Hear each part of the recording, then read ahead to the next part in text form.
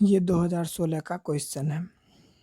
इसका पहला क्वेश्चन है कि कवकों के लिए निम्नलिखित में से कौन सा कथन गलत है, यानी कि कवक के बारे में कौन सा कथन गलत है। पहला कह रहा है कि ये एककोशिकीय और बहुकोशिकीय दोनों प्रकार के होते हैं। तो यह कथन सही है कि कवक जो होता है एककोशिकीय और बहुकोशिकीय दोनों प्रकार के होते हैं। ये ससीम केंद्रकीय है। ये क्या होता है? ससीम केंद्रकीय होता है। ये भी सही है। इसमें सी में बताया गया कि सभी कवकों में शुद्ध सेलुलोज वाली कोशिका भित्ति होती है। तो ये कथन गलत है। इसका सही कथन होता कि सभी कवक में काइटिन की बनी हुई कोशिका भित्ति होती है। ठीक है, तो सेलुलोज का जो कोशिका भित्ति होता है वो पादप का बना होता है। पादप में जो कोशिका भित्ति होती है वो सेलुलोज की बनी होती है। तो ये कथन गलत था। अगला है ये विषमपोषी होते हैं। तो ये भी सही है कि कवक जो होता है विषमपोषी। तो इसमें से कथन कौन सा गलत था? सी। इसके व्याख्या में बताया गया कि कवकों की कोशिका भित्ति जो होती है काइटिन या कवकीय सेलुलोज की बनी होती है। काइटिन बोलिए या फिर कवकीय सेलुलोज की बनी होती है। इसके घटक पॉलीसेकेराइड, वसा एवं प्रोटीन के होते हैं। इसके घटक क्या होते हैं? पॉलीसेकेराइड के बने होते हैं, वसा एवं प्रोटीन के बने होते हैं। उमाइसिटीज के सदस्यों की कोशिका भित्ति केवल सेलुलोज की बनी होती है। उमाइसिटीज के जो सदस्यों की कोशिका भित्ति होती है वो केवल और केवल सेलुलोज की ही बनी होती है। इसका उदाहरण है फाइटोप्थेरा। इसलिए विकल्प बी गलत। यहाँ पे बी नहीं, सी गलत था। यहाँ पे कॉन्सेप्ट इनहांसर में बता रहा है कि काइटिन एक रसायन है जैसे एन एसिटिल ग्लूकोज बाह्य कंकाल में पाया जाता है। अगला क्वेश्चन है मिथेनोजन किससे संबंधित होते हैं? तो मिथेनोजन किससे संबंधित होते हैं? तो यह संबंधित होते हैं आद जीवाणु से। ठीक है, मिथेनोजन यानी मीथेन वाला बैक्टीरिया किससे संबंधित होते हैं? तो ये आद जीवाणु से विकसित होते हैं। अब मिथेनोजन जीवाणु के बारे में जानते हैं। मिथेनोजन जीवाणु आद जीवाणु आर्की बैक्टीरिया का सदस्य है। ये 3 प्रकार के होते हैं। एगो मिथेनोजन, एगो हेलोफिलस, एगो थर्मोएसिडोफिलस। मिथेनोजन क्या हुआ? ये अवायवीय जीवाणु है। ये क्या है? मिथेनोजन अवायवीय जीवाणु है जो रूमिनेट पशुओं की आहार नाल में पाए जाते। तो रूमिनेट पशु का मतलब जैसे गाय, भैंस, बकरी, ये सब रूमिनेट पशु है। ये रूमिनेट पशु के आहार नाल में पाए जाते मिथेनोजन। ये सेलुलोज के पाचन में सहायक होते हैं। मिथेनोजन वाला जो बैक्टीरिया होता है ये क्या करता है? सेलुलोज के पाचन में सहायक होते हैं तथा गोबर का अपघटन करके मीथेन गैस को वातावरण में मुक्त करता है। ये मिथेनोजन बैक्टीरिया के बारे में था। इसमें कॉन्सेप्ट इनहांसर में बताया है कि हेलोफिल ऐसे स्थान पर पाए जाते हैं जहाँ क्षार की मात्रा अधिक होती है। हेलोफिल बैक्टीरिया कहाँ पाए जाते हैं? ऐसे जगह पे पाए जाते हैं जहाँ पे क्षार की मात्रा ज़्यादा होती है। ये वायुवीय तथा रसायन संश्लेषी जीवाणु होते हैं। हेलोफिल क्या होते हैं? वायुवीय तथा रसायन संश्लेषी जीवाणु होते हैं। अब थर्मोएसिडोफिलस क्या है? थर्मोएसिडोफिलस में उच्च ताप एवं उच्च अम्लीयता दोनों को सहने की शक्ति होती है। थर्मोएसिडोफिलस वाला जो बैक्टीरिया होता है ये हाई टेम्परेचर और हाई एसिडिटी को भी सहन कर सकता है। ये मूल रूप से रसायन संश्लेषी होते हैं। ये ज़्यादातर क्या होते हैं? रसायन संश्लेषी होते हैं। अब अगला क्वेश्चन में बताया गया कि गलत कथन का चयन कीजिए। इसमें से गलत कथन कौन सा है? तो इसमें गलत कथन में बताया गया है कि डायटम्स सूक्ष्मदर्शी होते हैं। डायटम्स जो होते हैं ये सूक्ष्मदर्शी होते हैं और जल में निश्चित तैरते हैं। तो यह कथन सही है। डायटम्स यानी सूक्ष्मदर्शी ही होते हैं और ये जल में स्वतंत्र रूप से तैरते हैं। दूसरा बी में बताया डायटम की भित्तियाँ आसानी से ध्वंस होती है। तो यही कथन गलत है कि डायटम की जो भित्ति होती है वो असल में आसानी से ध्वंस नहीं होती है। ये कथन गलत था। सी में क्या बोला गया कि डायटमी मृतिका का निर्माण डायटमों की कोशिका भित्ति से होती है। हाँ, तो डायटमी मृतिका का जो निर्माण होता है वो डायटमों की कोशिका भित्तियों से होता है। महासागरों में डायटम प्रमुख उत्पादक है। महासागर में डायटम जो होता है प्रमुख उत्पादक है। तो हम बोल सकते हैं डायटम्स एक कोशिकीय एवं प्रकाश संश्लेषी होते हैं। डायटम्स जो होते हैं एक कोशिकीय एवं प्रकाश संश्लेषी होते हैं। इनकी कोशिका भित्ति जो होती है सिलिकॉन डाइऑक्साइड SiO2 उपस्थित होने के कारण आसानी से नष्ट यानी ध्वंस नहीं होते हैं। इसलिए विकल्प बी गलत था। अब आगे बढ़ेंगे। पादपालय पत्र के नाम पत्र में निम्नलिखित में से कौन सी सूचना अंकित नहीं की जाती है? तो पौधों की ऊंचाई को नहीं लिखा जाता है। बाकी संग्रह की तारीख, कब लिया गया उसको लिखा जाता है, संग्रहकर्ता का नाम और स्थानीय नाम उसका, तो ये तीनों चीज़ मेंशन किया जाता है। हर्बेरियम पादपों के वह नमूने हैं जिन्हें वनस्पति संग्रहालय में कागज की शीट पर दबाकर व सुखाकर परिरक्षित करते हैं। हर्बेरियम की शीट पर लगे एक लेबल पर पादप को एकत्र करने की तिथि यानी कौन तिथि को उसको एकत्र किया गया, पादप का स्थानीय नाम क्या है, उसका अंग्रेजी नाम क्या है, हिंदी का नाम क्या है, कुल एवं एकत्र करने वाले का नाम लिखा जाता है। पादप का ऊंचाई हाइट नहीं लिखा जाता, इसलिए विकल्प एक गलत था। अगला क्वेश्चन है कि शंकुधारी पादप पर्यावरण की चरम दशाओं को सहन करने के लिए अनुकूलित होते हैं, क्यों? यानी शंकुधारी पादप जो होते हैं वो पर्यावरण की चरम दशाओं को भी सहन कर लेते हैं, क्यों? तो यहाँ पे बताया क्योंकि उसके ऊपर जो होती है ना मोटी उपत्वचा होती है, क्योंकि उसके ऊपर क्या होती है, मोटी उपत्वचा प्रेजेंट होने के कारण शंकुधारी पादप जो होते हैं चरम दशाओं में भी रह लेते हैं। ठीक, इसका व्याख्या है कि शंकुधारी पादप यानी कॉनिफेरस अनावृत बीजी पादप हैं। इनके पादप बड़े एवं शाखित होते हैं। पत्तियां छोटी, सरल, पतली, नुकीली एवं मोटी उपत्वचा युक्त होती है। ये पत्तियां मरुद्भिद लक्षण प्रदर्शित करती है। ये पत्तियां जो होती है वो मरुद्भिद लक्षण प्रदर्शित करती है। पत्तियों के इन लक्षणों के कारण ये पर्यावरण की चरम दशाओं को सहन करने के लिए अनुकूलित होते हैं। अगला है निम्नलिखित में से कौन सा कथन गलत है, यानी इसमें से कौन सा कथन गलत है। इसमें बताया गया पहला कि लेमिनेरिया और सारगेसम खाद के रूप में प्रयुक्त किए जाते हैं। तो हाँ, लेमिनेरिया और सारगेसम जो है ये खाद के रूप में यूज होते हैं, यह कथन सही है। शैवालें अथवा सन्निकट पर्यावरण में घुलित ऑक्सीजन के स्तर को बढ़ाती है। शैवाल जो है अपने आसपास के पर्यावरण में घुलित ऑक्सीजन के स्तर को बढ़ाते हैं, ये भी कथन सही है। अगला है एलिजन लाल शैवाल के साथ कैरागिनिन भूरे शैवाल से प्राप्त किया जाता है। एलिजन लाल शैवाल से तथा कैरागिन जो है भूरे शैवाल से प्राप्त, यही कथन गलत है। और डी में बताया गया कि एगार एगार जिलेडियम और ग्रेसिलेरिया से प्राप्त होता है। एगार एगार किससे प्राप्त होता है? जिलेडियम एवं ग्रेसिलेरिया से प्राप्त होता है, ये भी सही है। तो यहाँ पे सी गलत है। बताया गया है कि एलिजन जो है भूरे शैवाल लेमिनेरिया से प्राप्त होता है। एलिजन किससे प्राप्त होता है? तो एलिजन जो है भूरे शैवाल का नाम लेमिनेरिया, एलिजन जो है भूरे शैवाल लेमिनेरिया से प्राप्त होता है। यह एक हाइड्रोकोलाइडल पदार्थ है। एलिजन क्या है? यह एक हाइड्रोकोलाइडल पदार्थ है जिसका उपयोग शेविंग क्रीम, जेली, अग्निरोधक वस्त्रों का निर्माण आदि में होता है एलिजन का प्रयोग। अब कैरागिन क्या है? कैरागिन लाल शैवाल कॉन्ड्रस एवं जिगार्टिनिया। कैरागिन किससे प्राप्त होता है? लाल शैवाल का नाम कॉन्ड्रस एवं जिगार्टिनिया से प्राप्त होता है। इसका उपयोग, कैरागिन का उपयोग क्या क्या होता है?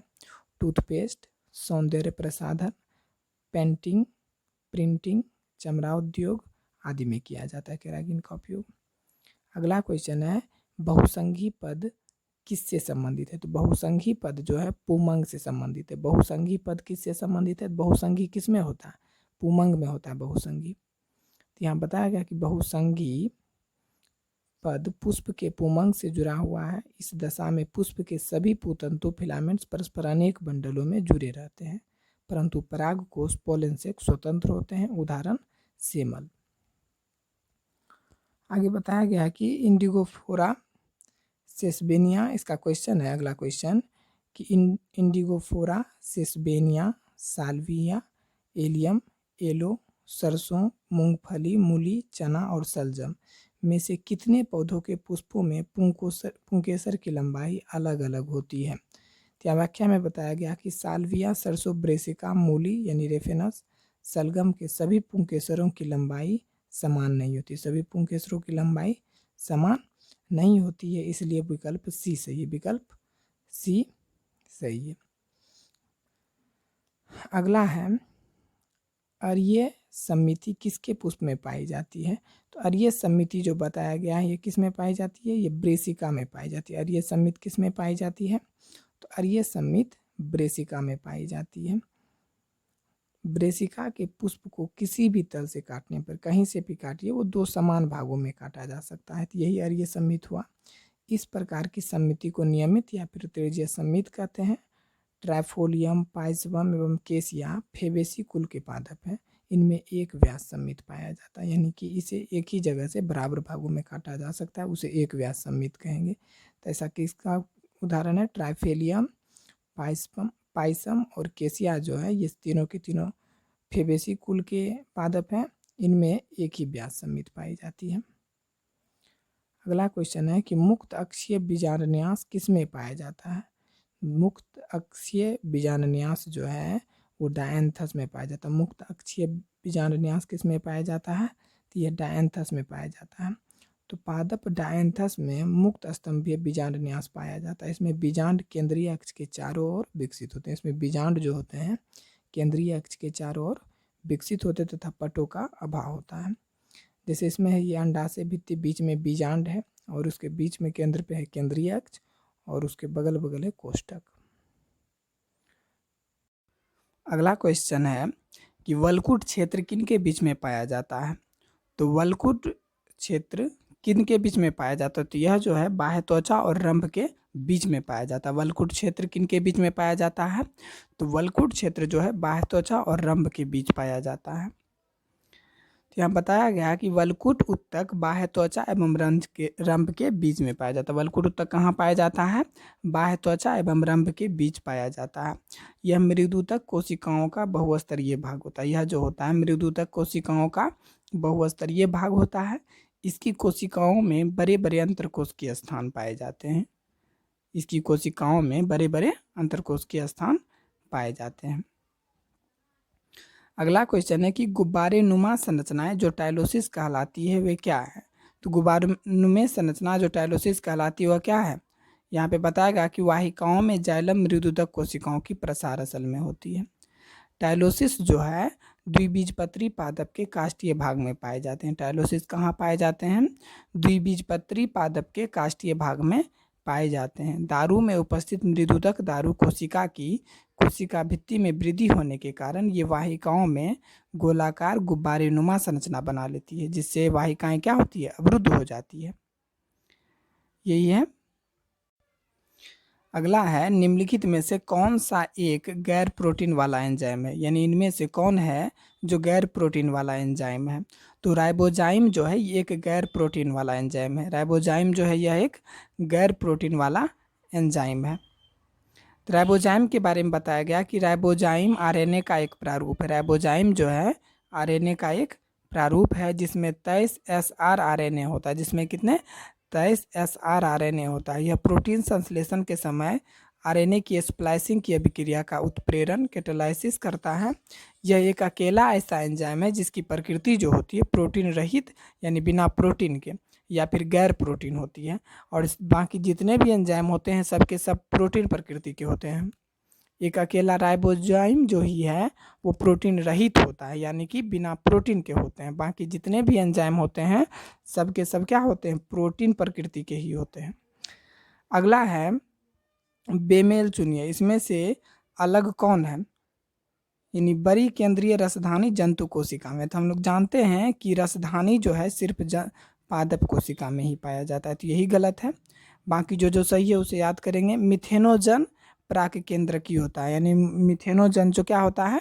प्रोकैरियोटिक कोशिका। मिथेनोजन कौन सा? प्राक केंद्रकी यानी कि प्रोकैरियोटिक कोशिका। और गैस रसधानी किस में पाए जाते हैं? तो गैस रसधानी जो है हरित जीवाणु में पाए जाते हैं। गैस रसधानी किस में पाई जाती है? हरित जीवाणु में। और प्रोटिस्टा जो होता है यह ससीम केंद्रकी है, यानी कि ससीम केंद्रकी मतलब यूकैरियोटिक। प्रोटिस्टा जो है ससीम केंद्रकी यानी यूकैरियोटिक है। इसके एक्सप्लेन में बताया गया कि जंतु कोशिका में रसधानी या रिक्तिका या तो नहीं होती है या फिर होती भी है तो बहुत छोटी और संख्या में 1 या 2 होती है। पादप कोशिका में एक बड़ी रसधानी सदैव पाई जाती है। यानी कि जंतु कोशिका और पादप कोशिका में मेन अंतर क्या है? रसधानी का। तो बोलेंगे पादप कोशिका में एक बड़ी रसधानी सदैव पाई जाती है जिसमें लवण एवं कभी कभी भोज्य पदार्थ पाया जाता है। रसधानी में क्या पाया जाता है? लवण एवं कभी कभी भोज्य पदार्थ पाया जाता है। इस रिक्तिका की एकल कला को टोनोप्लास्ट कहते हैं। इस रिक्तिका की एकल कला को क्या कहते हैं? टोनोप्लास्ट कहते हैं। तो क्वेश्चन ऐसा होगा कि रसधानी के ऊपर जो झिल्ली होती है उसे क्या कहते हैं? तो उसे टोनोप्लास्ट कहते हैं। रसधानी के ऊपर जो झिल्ली होती है उसे क्या कहते हैं? टोनोप्लास्ट कहते हैं। अब कॉन्सेप्ट इन्हांसर में बताया गया है कि कोशिकाओं में बड़ी रसधानी की उपस्थित जीवों में अनियमित वृद्धि का संकेत देती है, क्योंकि कोशिका कला की वृद्धि जीव द्रव्य की वृद्धि के साथ ही नियमित होती है। कोशिका कला की वृद्धि जो है जीव द्रव्य वृद्धि के साथ ही संपन्न होती है। अगला है गलत कथन को चुनिए। इसमें से जो गलत कथन है, यहाँ बताया गया कि रोमक और झालर मुख्य रूप से जीवाणु कोशिका की गतिशीलता के लिए होती है, तो यही गलत है। सी गलत है कि रोमक और झालर जो होती है मुख्य रूप से जीवाणु कोशिका की गतिशीलता के लिए असल में नहीं होती है। तो इसमें जो सही है देखते हैं। माइकोप्लाज्मा एक भित्ति रहित सूक्ष्म जीव है। माइकोप्लाज्मा जो होती है क्या होती है? एक भित्ति रहित सूक्ष्म जीव है। जीवाणु कोशिका भित्ति जो होती है पेप्टिडोग्लाइकेन की बनी होती है। जीवाणु की कोशिका भित्ति क्या चीज़ की बनी होती है? तो जीवाणु की कोशिका भित्ति पेप्टिडोग्लाइकेन की बनी होती है। अब डी देखते हैं। इसमें डी बताएगा कि साइनोबैक्टीरिया में कसाबी कोशिका का अभाव होता है, यानी कि साइनोबैक्टीरिया जो होता है उसमें कसाबी कोशिका नहीं होता है। अब एक्सप्लेन में बताया गया कि झालर या रोमक बाल जैसे उपांग होते हैं। झालर या रोमक क्या है? एक बाल के जैसे उपांग होते हैं जो जीवाणु की कोशिका भित्ति पर पाए जाते हैं। जो कहाँ पाए जाते हैं? जीवाणु की कोशिका भित्ति पर पाए जाते हैं। झालर पूरी भित्ति पर होते हैं। झालर जो है पूरी भित्ति पर होते हैं तथा संख्या में अधिक होते हैं, परंतु सेमक संख्या में कम तथा झालर से लंबे होते हैं। परंतु सेमक जो होते हैं संख्या में कम तथा झालर से लंबे होते हैं। ये जीवाणु को आधार पर जोड़ने का कार्य करते हैं। ये क्या करते हैं? जीवाणु को आधार पर जोड़ने का कार्य करते हैं। ये गतिशीलता में भाग नहीं लेते, यानी कि झालर या रोमक जो है ये गतिशीलता में भाग नहीं लेते हैं। किसी किसी जीवाणु में रोमक जो है लैंगिक जनन में महत्वपूर्ण भूमिका निभाता है। झालर जीवाणु को जीवाणु से जोड़कर कॉलोनी बनाने में भी सहायक होते हैं। झालर जो है जीवाणु को कोशिका से जोड़कर कॉलोनी बनाने में भी सहायक होता है। अगला है किस कोशिकीय अंगक में जल अपघटनी एंजाइम होता है? तो किस कोशिकीय अंगक में जल अपघटनी एंजाइम होता है? तो लयनकाय में जल अपघटनी एंजाइम होता है। किसमें? लयनकाय में जल अपघटनी एंजाइम होता है। तो लयनकाय को इंग्लिश में लाइसोसोम बोलते हैं। इसको आत्मघाती थैलियाँ भी कहते हैं। इसको लाइसोसोम को क्या बोलते हैं? आत्मघाती थैलियाँ। इनमें क्षारीय पीएच पर कार्य करने वाले 50 से अधिक जल अपघटनी एंजाइम हाइड्रोलाइटिक एंजाइम्स पाए जाते हैं। इनका कार्य है कोशिका में उपस्थित अनावश्यक कार्बनिक पदार्थ का जल अपघटन करके उन्हें कोशिका से बाहर निकालना है। ये एकल कला द्वारा घिरी संरचना होती है जिनकी उत्पत्ति जो है गोल्जी काय से होती है। अब अगला है कोशिका वृद्धि के दौरान डीएनए का संश्लेषण किस प्रवस्था में होता है? तो यह होता है एस प्रवस्था में।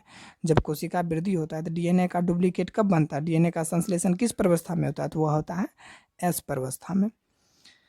यहाँ बताया गया कि कोशिका विभाजन में अंतरावस्था सबसे लंबी अवस्था होती है। कोशिका विभाजन में सबसे लंबी अवस्था कौन होती है? तो अंतरावस्था होती है। इसमें 3 अवस्थाएं होती है। कौन कौन? एक जीवन अवस्था, फिर उसके बाद होती है एस अवस्था, उसके बाद G2 अवस्था। तो तीनों पहले समझते हैं। इसकी एस प्रवस्था में डीएनए के अणुओं का द्विगुणन तथा हिस्टोन प्रोटीन का निर्माण होता है। इसकी जो एस प्रवस्था में क्या क्या होता है? तो 2 चीज़ याद रखेंगे एस प्रवस्था में। पहला नंबर तो डीएनए के अणुओं का द्विगुणन और हिस्टोन प्रोटीन का निर्माण, दोनों ऐसी प्रवस्था में होता है। तो क्वेश्चन अगर पूछे डीएनए के अणु का निर्माण कब होता है? तो वह कोशिका के एस प्रवस्था में, कोशिका विभाजन के एस प्रवस्था में होता है। और एक चीज़ और याद रखेंगे, हिस्टोन प्रोटीन का निर्माण में भी वो भी ऐसी प्रवस्था में होता है। इस अवस्था के अंत तक डीएनए की मात्रा क्या हो जाती है? दुगुनी हो जाती है। एस प्रवस्था के अंत तक में डीएनए डबल हो जाता है, यानी कि डीएनए की मात्रा दोगुनी हो जाती है। अगला है निम्नलिखित में से कौन सा जैव अणु वसा, कार्बोहाइड्रेट्स और प्रोटीन के शोषण माध्यत भंजन में सर्वनिष्ठ है? तो वो है एसिटिल CoA। ये कॉमन है इस सब में। निम्नलिखित में से कौन सा जैव अणु जो है जो वसा, कार्बोहाइड्रेट और प्रोटीन के शोषण माध्यत भंजन में सर्वनिष्ठ कॉमन है? तो वो है एसिटिल CoA। यहाँ बताया गया है कि जीवों में कोशिकीय शोषण यानी सेलुलर रेस्पिरेशन 3 चरण में होता है। एगो ग्लाइकोलाइसिस, एगो क्रेब्स चक्र और एक इलेक्ट्रॉन ट्रांसपोर्ट श्रृंखला। तो समझते हैं, कोई भी पोषक पदार्थ, कार्बोहाइड्रेट्स, वसा या प्रोटीन के ऑक्सीकरण से ऊर्जा ATP उत्पन्न होती है। ऊर्जा कौन सा उत्पन्न होती है? ATP उत्पन्न होती है।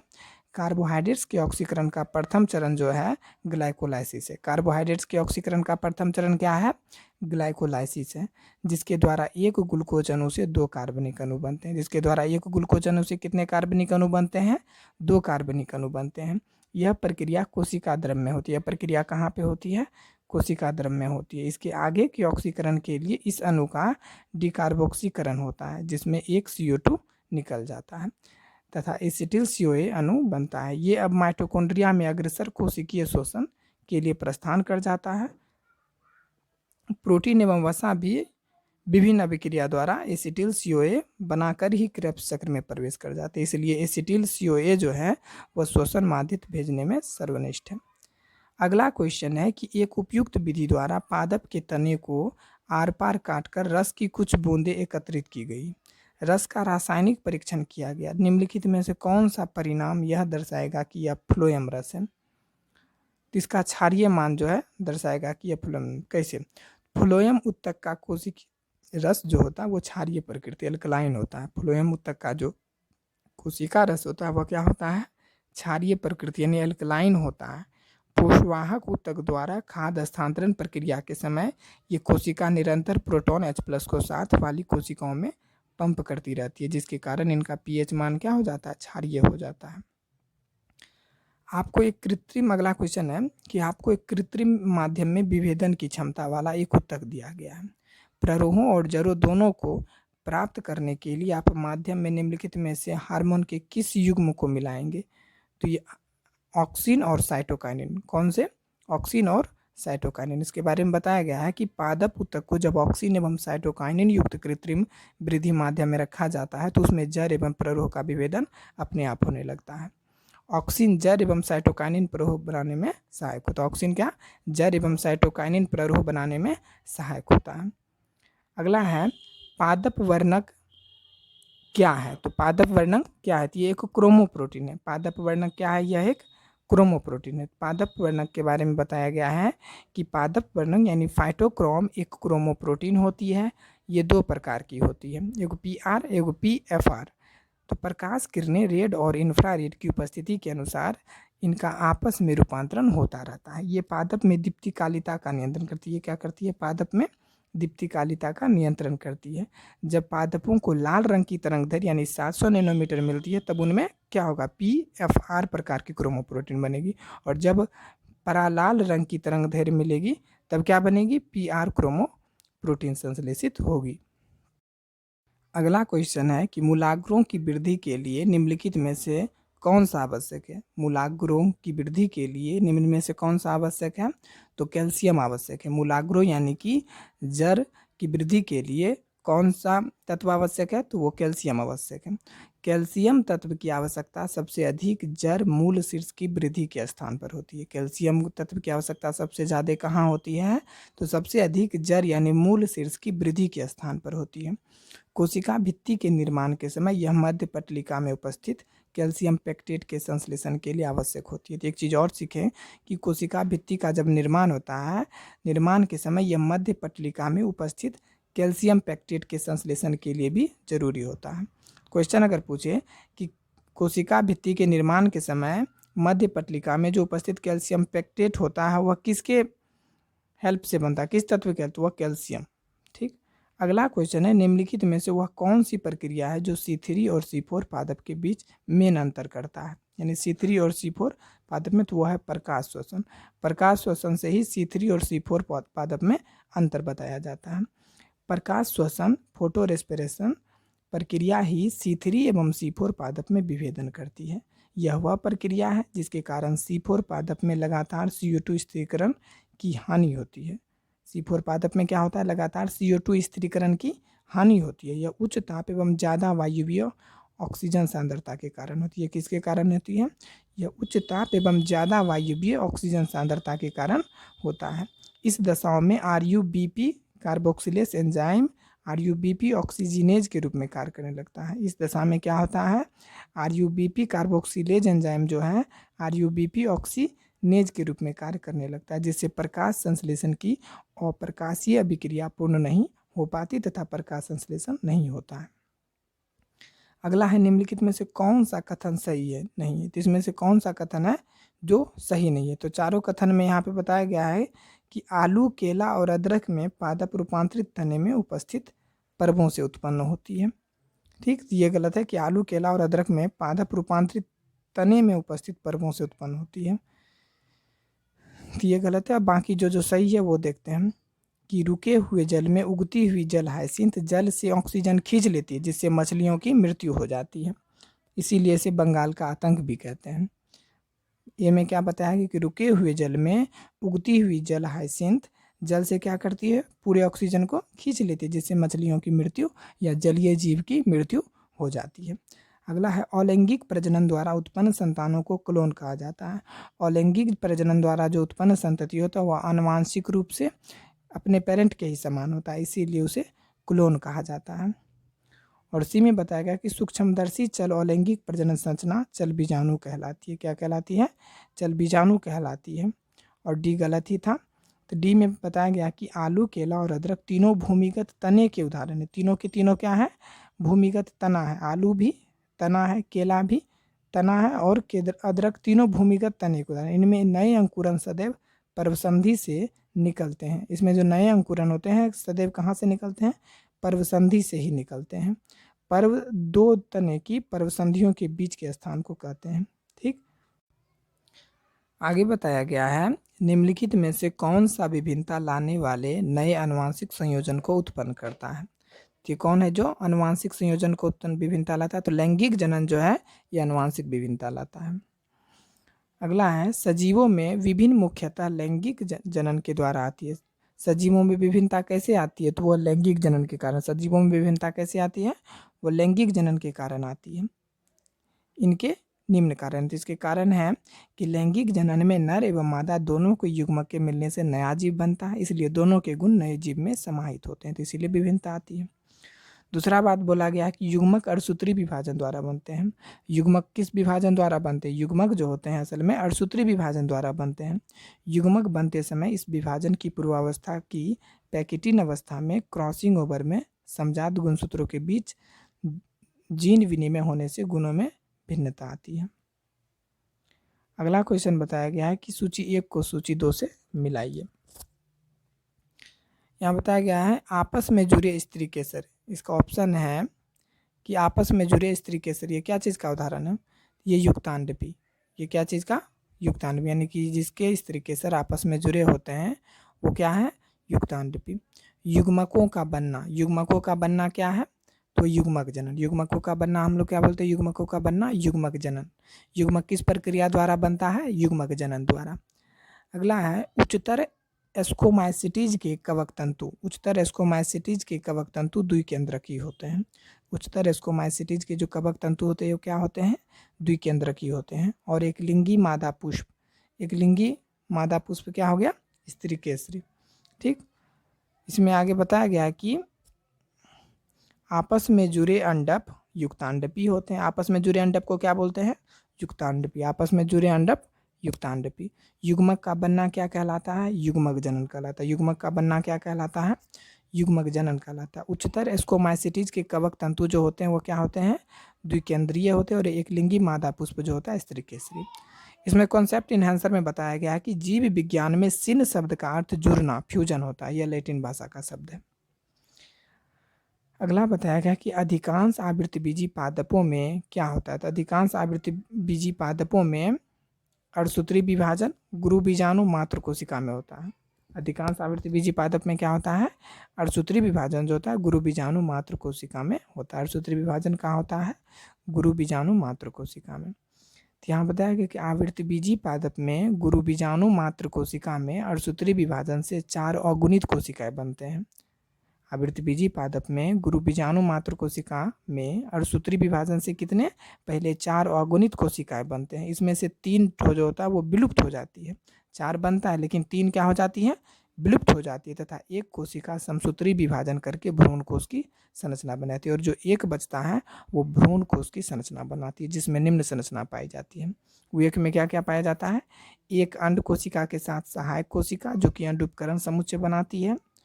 3 प्रतिमुख कोशिकाएं, 2 सेंट्रल कोशिकाएं जो द्वितीयक केंद्रक 2n बनाती है। और ये भित्ति कोशिका गुरु बीजाणु मातृ कोशिका है। ये बताइए। अगला क्वेश्चन है कि जल हाइसिंथ और जल कुमुदनी में परागण किसके द्वारा होता है? भले ये होता है पानी में, लेकिन इसमें पानी द्वारा नहीं होता, ये कीट या हवा के द्वारा होता है। जल हाइसिंथ या जल कुमुदनी रहता है तो पानी में, लेकिन इसमें जल द्वारा परागण नहीं होता है। तो इसमें कीट या हवा के द्वारा होता है, यानी कि कीट या पवन के द्वारा होता है। इसमें बताया गया कि जल हाइसिंथ, वाटर हाइसिंथ में बहुत सारे आकर्षक पुष्प सूखी पुष्पक्रम में जल से ऊपर सतह पर पादप में विकसित होते हैं। ये कीटों को आकर्षित करते हैं। इसी प्रकार जल कुमुदनी जो होता है, वाटर लिली में भी पुष्प आकर्षक होने के कारण कीटों को आकर्षित करके परागण प्रक्रिया पूरी करते हैं। जल कुमुदनी की कुछ प्रजातियों में परागण वायु द्वारा भी होता है। जल कुमुदनी की कुछ प्रजाति में परागण जो होता है वायु द्वारा भी होता है। आगे क्वेश्चन है कि आवृत्तिबीजी पादपों का बीजांड तकनीकी रूप से किसके समकक्ष होता है, यानी किसके बराबर होता है? तो वह गुरु बीजाणु पर्ण के बराबर होता है, वो नहीं, गुरु बीजाणु धानी के बराबर होता है। आवृत्तिबीजी पादपों का बीजांड तकनीकी रूप से किसके बराबर होता है? तो वह होता है गुरु बीजाणु धानी के बराबर। तो कैसे? तो आवृत्तिबीजी पादपों का जो बीजांड होता है अनावृत्तिबीजी के गुरु बीजाणु धानी के समकक्ष होता है। आवृत्तिबीजी पादपों का जो बीजांड होता है अनावृत्तिबीजी के गुरु बीजाणुधानी के समकक्ष होता है। इसमें 2 सहायक कोशिकाएं, 2 सिनरिज्ड, एक अंड कोशिका एवं 3 प्रतिमुखी कोशिकाएं एवं एक द्वितीयक केंद्रक 2n उपस्थित होता है। गुरु बीजाणु मात्र कोशिका से ही मादा युग्मकोद्भिद या भ्रूणकोश बनता है। गुरु बीजाणु मात्र कोशिका से ही क्या बनता है? मादा युग्मकोद्भिद या फिर भ्रूणकोश बनता है। गुरु बीजाणु पर्ण संरचनाओं पर बीजांड उपस्थित होते हैं। गुरु बीजाणु पर्ण संरचनाओं पर क्या होते हैं? बीजांड उपस्थित होते हैं।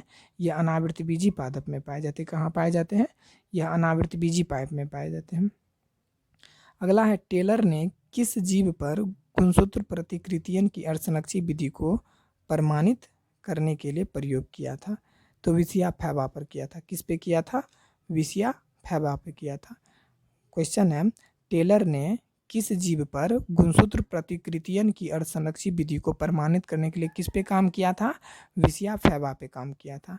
तो टेलर एवं उनके सहयोगियों ने सन 1958 में विसिया फैबा पादप की कोशिकाओं के गुणसूत्र का उपयोग करके गुणसूत्र की प्रतिकृतियन की अर्धसंरक्षी विधि को प्रमाणित किया था।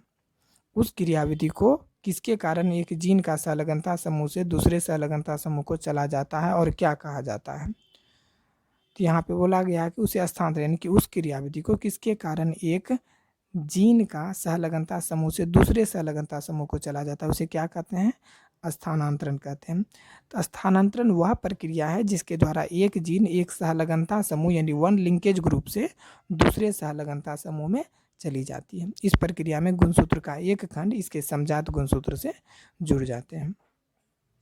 अगला है, निम्नलिखित में से कौन संरचनात्मक जीन के समान होते हैं? इसमें से कौन है जो संरचनात्मक जीन के समान होते हैं? तो संपार जो है संरचनात्मक जीन के समान होते हैं।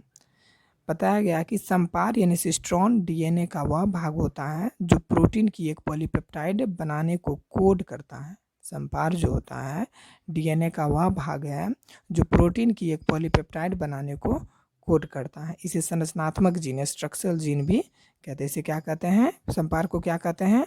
संरचनात्मक जीन, स्ट्रक्चरल जीन भी कहते हैं। इसलिए विकल्प सी सही था। इसमें कॉन्सेप्ट एनहांसर में बताया गया अलग से कि सुकेंद्रकीय कोशिकाओं यानी यूकैरियोटिक सेल में संरचनात्मक जीन एक मोनोसिस्ट्रॉनिक जीन होती है। संरचनात्मक जीन क्या होती है? एक मोनोसिस्ट्रॉनिक जीन होती है, जबकि आद्य कोशिकाओं यानी प्रोकैरियोटिक सेल्स में यह क्या होती है? पॉलीसिस्ट्रॉनिक। जो यानी कहने का मतलब कि सुकेंद्रकीय कोशिकाओं यूकैरियोटिक में क्या होती है? मोनोसिस्ट्रॉनिक, जबकि प्रोकैरियोटिक में क्या होती है? Polycistronic gene. अब उत्पाणु यानी म्यूटेंट के बारे में बताया गया कि डीएनए का वह भाग होता है जिसमें उत्परिवर्तन होता है। उत्पाणु यानी म्यूटेंट किसे कहते हैं? तो डीएनए का वह भाग जहाँ पे उत्परिवर्तन होता है उसको म्यूटेंट कहते हैं। प्रचालक क्या है? ओपेरोन। जीनोमिक डीएनए का वह क्रियात्मक फंक्शनल डीएनए का भाग जो एक पॉलीपेप्टाइड का कोड करता है तथा जिसमें ऑपरेटर प्रमोटर को यानी ऑपरेटर होता है। तो ये प्रचालक का भाग है। इसी का व्याख्या था। पुनराणु भी हो गया। पुनराणु के बारे में बताया कि पुनराणु रेकॉन यह डीएनए का सबसे छोटा भाग होता है। तो हमसे पूछा जाएगा डीएनए का सबसे छोटा भाग पुनराणु जिसमें जीनों का पुनर्योजन होता है। इसमें क्या पुनराणु में क्या होता है? जीनों का पुनर्योजन होता है। अगला क्वेश्चन है कि एक वास्तविक प्रजनन पादप वह है जो कि क्या होता है, जो कि लगभग समजात हो और अपनी तरह की संतान उत्पन्न करता हो, वो हुआ असल में वास्तविक प्रजनन पादप। तो वास्तविक प्रजनन पादप कौन हुआ, जो लगभग समजात हो और अपनी तरह की ही संतान उत्पन्न करता हो, तो वही वास्तविक प्रजनन पादप हुआ। तो यहाँ बताया गया है कि एक वास्तविक प्रजनन पादप ए ट्रू ब्रीडिंग प्लांट में सदैव समजात गुणसूत्र होते हैं तथा यह प्रजनन करने पर अपने जैसी संतान उत्पन्न करते हैं। उदाहरण जैसे कि एक लंबा मटर का पादप है जिसमें कैपिटल टी जीन हो, तो प्रजनन करने पर सदैव वह लंबा पादप ही देगा। ठीक। अगला है, जीवाणु में निम्नलिखित में से कौन सा आरएनएज संरचनात्मक आरएनए और राइबोजाइम दोनों की तरह कार्य करता है, तो 23 एसआरएनए ऐसा करता है।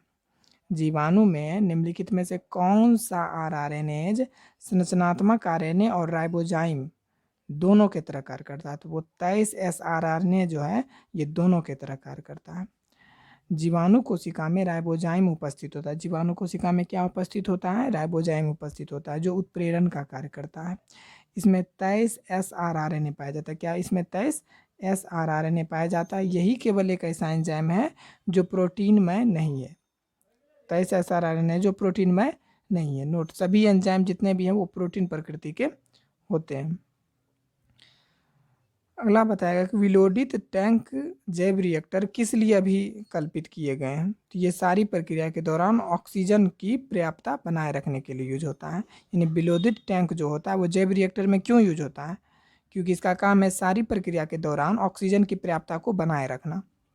तो विलोदित टैंक जैव रिएक्टर स्टीरेड टैंक बायोरिएक्टर में पूरी प्रक्रिया के समय माध्यम को ऑक्सीजन की पर्याप्तता बनी रहती है। इसमें विलोडित प्रक्रिया लगातार होती रहती है तथा तापमान जो है पीएच एवं फोम का निरंतर नियमन रहता है। जैसे पीएच के नियंत्रण के लिए बाहर है ये मोटर है,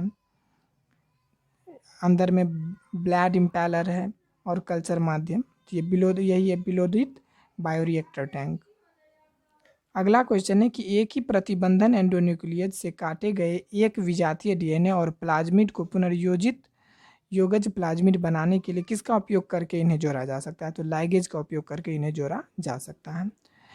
क्वेश्चन है, एक ही प्रतिबंधन एंडोन्यूक्लियस से काटे गए एक विजातीय डीएनए और प्लाज्मिड को पुनर्योगज प्लाज्मिड के लिए किसका उपयोग करके इन्हें जोड़ा जा सकता है, तो लाइगेज का उपयोग करके इसे जोड़ा जा सकता है।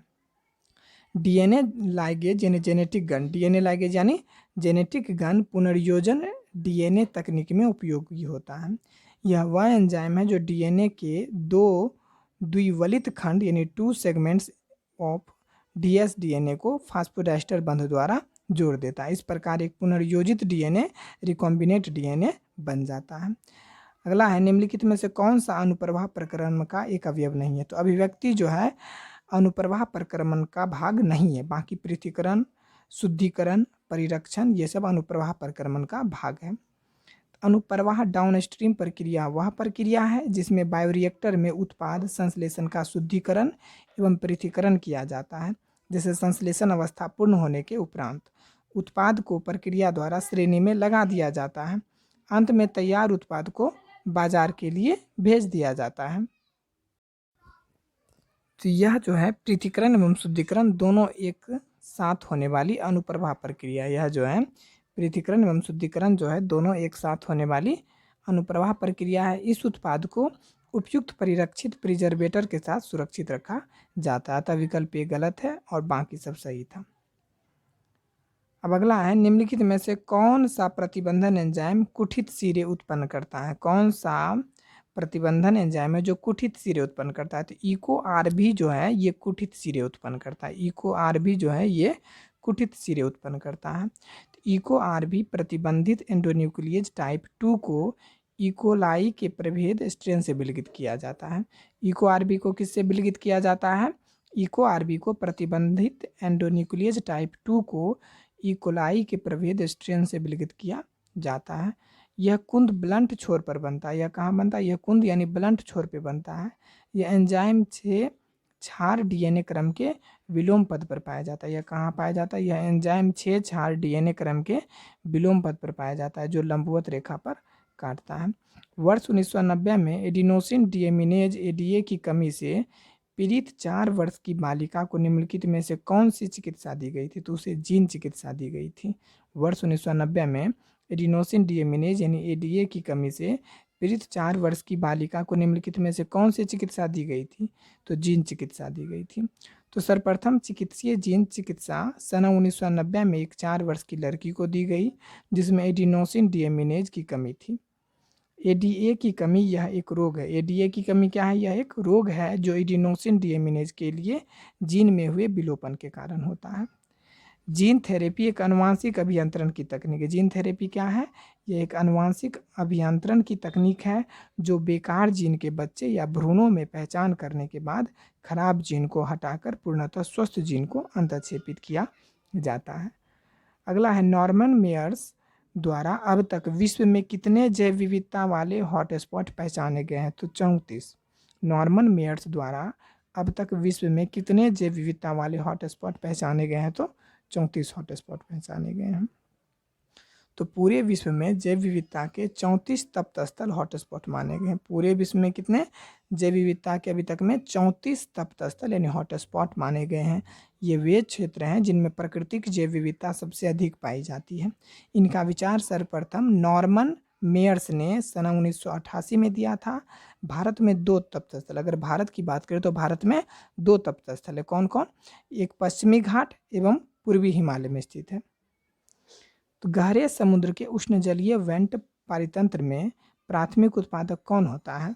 तो रसायन संश्लेषण जीवाणु होता है। गहरे समुद्र के उष्ण जलीय वेंट पारितंत्र में प्राथमिक उत्पादक कौन होता है? रसायन संश्लेषी जीवाणु होता है। तो गहरे समुद्र में हाइड्रोथर्मल वेंट पारितंत्र के प्राथमिक उत्पादक आर्कीबैक्टीरिया है। ये जीवाणु रसायन संश्लेषी होते हैं। ये जीवाणु क्या होते हैं? रसायन संश्लेषी होते हैं तथा H2S या NO2 आदि अकार्बनिक पदार्थों का विघटन करने से प्राप्त ऊर्जा से शर्करा का संश्लेषण करते हैं। अगला है आड़ चयनित जातियों के बारे में निम्नलिखित में से कौन सा सही है? तो यह कम संख्या में बड़े अमाप वाली संतति होती है। क्वेश्चन है आड़ चयनित जातियों के बारे में निम्नलिखित में से कौन सा सही है? तो यह जो होता है कम संख्या में बड़े आमाप वाली संतति होती है। आड़ चयनित जाति में अत्यधिक जीव पैदा करने की योग्यता होती है। आड़ चयनित जाति में अत्यधिक जीव पैदा करने की योग्यता होती है। इस जाति की जनसंख्या वृद्धि एक क्रियात्मक जैविक विभव है, इसलिए विकल्प ए सही था। अगला क्वेश्चन है यदि प्लस चिन्ह को लाभदायी परस्पर क्रिया के लिए, माइनस चिन्ह को हानिकारक के लिए और जीरो चिन्ह को उदासीन परस्पर क्रिया के लिए दिया जाता है तो प्लस माइनस द्वारा प्रदर्शित समष्टि परस्पर क्रिया किसे संदर्भित करती है? तो यह परजीविता को, जिसमें एक को लाभ होता है दूसरे को हानि होता है। परजीविता यानी पैरासिटिज्म का मतलब बताया गया कि एक ऋणात्मक अंतःक्रिया है। यह क्या है? यह एक ऋणात्मक अंतःक्रिया जिसमें परजीवी पैरासाइट पोषक यानी होस्ट के शरीर से आहार एवं शरण प्राप्त करते हैं तथा पोषक को हानि पहुंचाकर उसमें रोग उत्पन्न करते हैं। अगला है निम्नलिखित में से कौन सा सही सुमेलित है? इसमें से सही कौन सा है? तो यहाँ पे सही बताया गया कि पार्थेनियम हिस्टेरोफोरस जो है ये जैव विविधता के लिए संकट है। पार्थेनियम हिस्टेरोफोरस जो है ये जैव विविधता के लिए संकट है। बाकी स्तरण जो है ये सब अलग है। तो यहाँ पे बताया गया कि पार्थेनियम हिस्टेरोफोरस कैरेट ग्रास, जिसको गाजर घास बोलते हैं, को इसकी आर्थिक महत्ता के कारण में देश में लाया गया, परंतु इसकी अतिवृद्धि के कारण यह स्वदेशी पादप के लिए विनाश का कारण बन गया।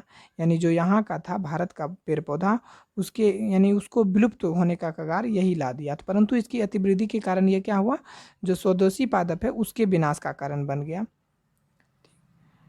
आगे बताया गया कि यानी वायु मृदुतक जलीय पादप में पाया जाता है। वायु मृदुतक किस में पाया जाता है? तो वायु मृदुतक जो होता है वो पानी में रहने वाले पौधा में पाया जाता है। जैसे ओपेंसिया में वायु मृदुतक पाया जा सकता है, वेलिस्नेरिया में वायु मृदुतक, क्योंकि ये दोनों के दोनों पानी में होते हैं। बायोम विश्व के सभी परितंत्रों को मिलाकर बनता है। बायोम कैसे? विश्व के सभी परितंत्र को मिलाकर बनता है। और डी में बताया गया कि स्तरीकरण एक परितंत्र में पादपों की विभिन्न परतें हैं तथा समष्टि एक ही जाति के कई सदस्यों का समूह है जो आपस में प्रजनन कर सके। अगला क्वेश्चन है कि लाल सूची में किन के बारे में आंकड़े या सूचना होती है? यानी लाल सूची में क्या होता है? यह जो है संकट उत्पन्न जातियों की एक डाटा होता है, यानी कि जो संकट, यानी कि जो विलुप्त हो चुका है या विलुप्त होने के कगार पे है, तो उसे लाल सूची में लिखा जाता है। यहाँ पे बताया गया है कि IUCN एक अंतर्राष्ट्रीय संस्था है जो कि एक रेड डाटा बुक को प्रकाशित एवं नियंत्रित करती है। तो क्वेश्चन पूछे कि रेड डाटा बुक कौन प्रकाशित और नियंत्रित करता है, तो IUCN। इसमें उन जीवों की सूची होती है जो पृथ्वी पर तेजी से विलुप्त होती जा रही है। ये जातियां संकटग्रस्त जातियां कहलाती है तथा वैज्ञानिक इनको बचाने के उपाय प्रस्तावित करके इन्हें बचाने की कोशिश करते हैं। अगला है, रोगों का निम्नलिखित में से कौन सा समूह जीवाणु द्वारा संक्रमित होता है, तो हैजा और टिटनेस जो है ये जीवाणु द्वारा संक्रमित होता है। हैजा और टिटनेस किसके द्वारा होता है, बैक्टीरिया के द्वारा होता है। हैजा एवं टिटनेस रोग मानव में जीवाणुओं के संक्रमण से होता है। हैजा का जीवाणु वाइब्रो कॉलरी है तथा टिटनेस जीवाणु क्लोस्ट्रीडियम टिटेनी के संक्रमण से होता है। अगला क्वेश्चन है कि घरेलू मक्खी के वर्गीकरण के लिए सूची 1 को सूची 2 से मिलान कीजिए। यहाँ पे बताया गया है कुल, फैमिली, गण, वर्ग, संघ, यानी डिप्टेरा, ऑर्थोपोडा, मसिडिटी और इंसेक्टा। इसमें बताया गया है कुट में कि संघ, घरेलू मक्खी का वर्गीकरण अगर बोले तो संघ जो किससे बिलोंग करता है, ये अर्थोपोडा से यानी कीट वाला वर्ग से बिलोंग करता है, और वर्ग इंसेक्टा, गण जो है डिप्टेरा, कुल जो है मरिसिडी। ठीक, तो सत्य कथन को चयन कीजिए। सत्य कथन है कि सभी साइक्लोस्टोमा में जबड़े तथा युग्मित पंख नहीं होते हैं। साइक्लोस्टोमा वाला जो मछली होता है उसमें जबड़े और युग्मित पंख नहीं होते, ना ही उसमें जबड़े होते हैं, ना ही उसमें एक यानी कि जोड़ा में पंख होते हैं। ये साइक्लोस्टोमा का गुण है। साइक्लोस्टोमा वर्ग के सभी जीवों में जबड़े एवं युग्मित पंख जो होते हैं नहीं होते हैं। यह उपसंघ कशेरुकी क्रेनिएटा के प्रभाग एग्नेथा का एक वर्ग है। इसके उदाहरण है पेट्रोमाइजोन और एक और उदाहरण है हैगफिश। क्वेश्चन है, नीचे दिए गए 4 कथनों ए और डी, ए से डी का अध्ययन कीजिए और उनमें से 2 सही कथन को चुनिए। पहला कथन है कि जैव स्पीसीजों की परिभाषा अर्नस्ट मेयर ने दी थी। जैव स्पीसीजों की परिभाषा किसने दी थी, अर्नस्ट मेयर ने दी थी, यह सही है। प्रकाश काल का पौधों के जनन पर प्रभाव नहीं पड़ता है, तो यह कथन गलत है क्योंकि प्रकाश काल का पौधों के जनन पर प्रभाव पड़ता है। द्विनाम पद्धति तंत्र RH विटेकर ने दिया था, तो ये गलत है, जबकि द्विनाम पद्धति जो है लीनियस ने दिया था।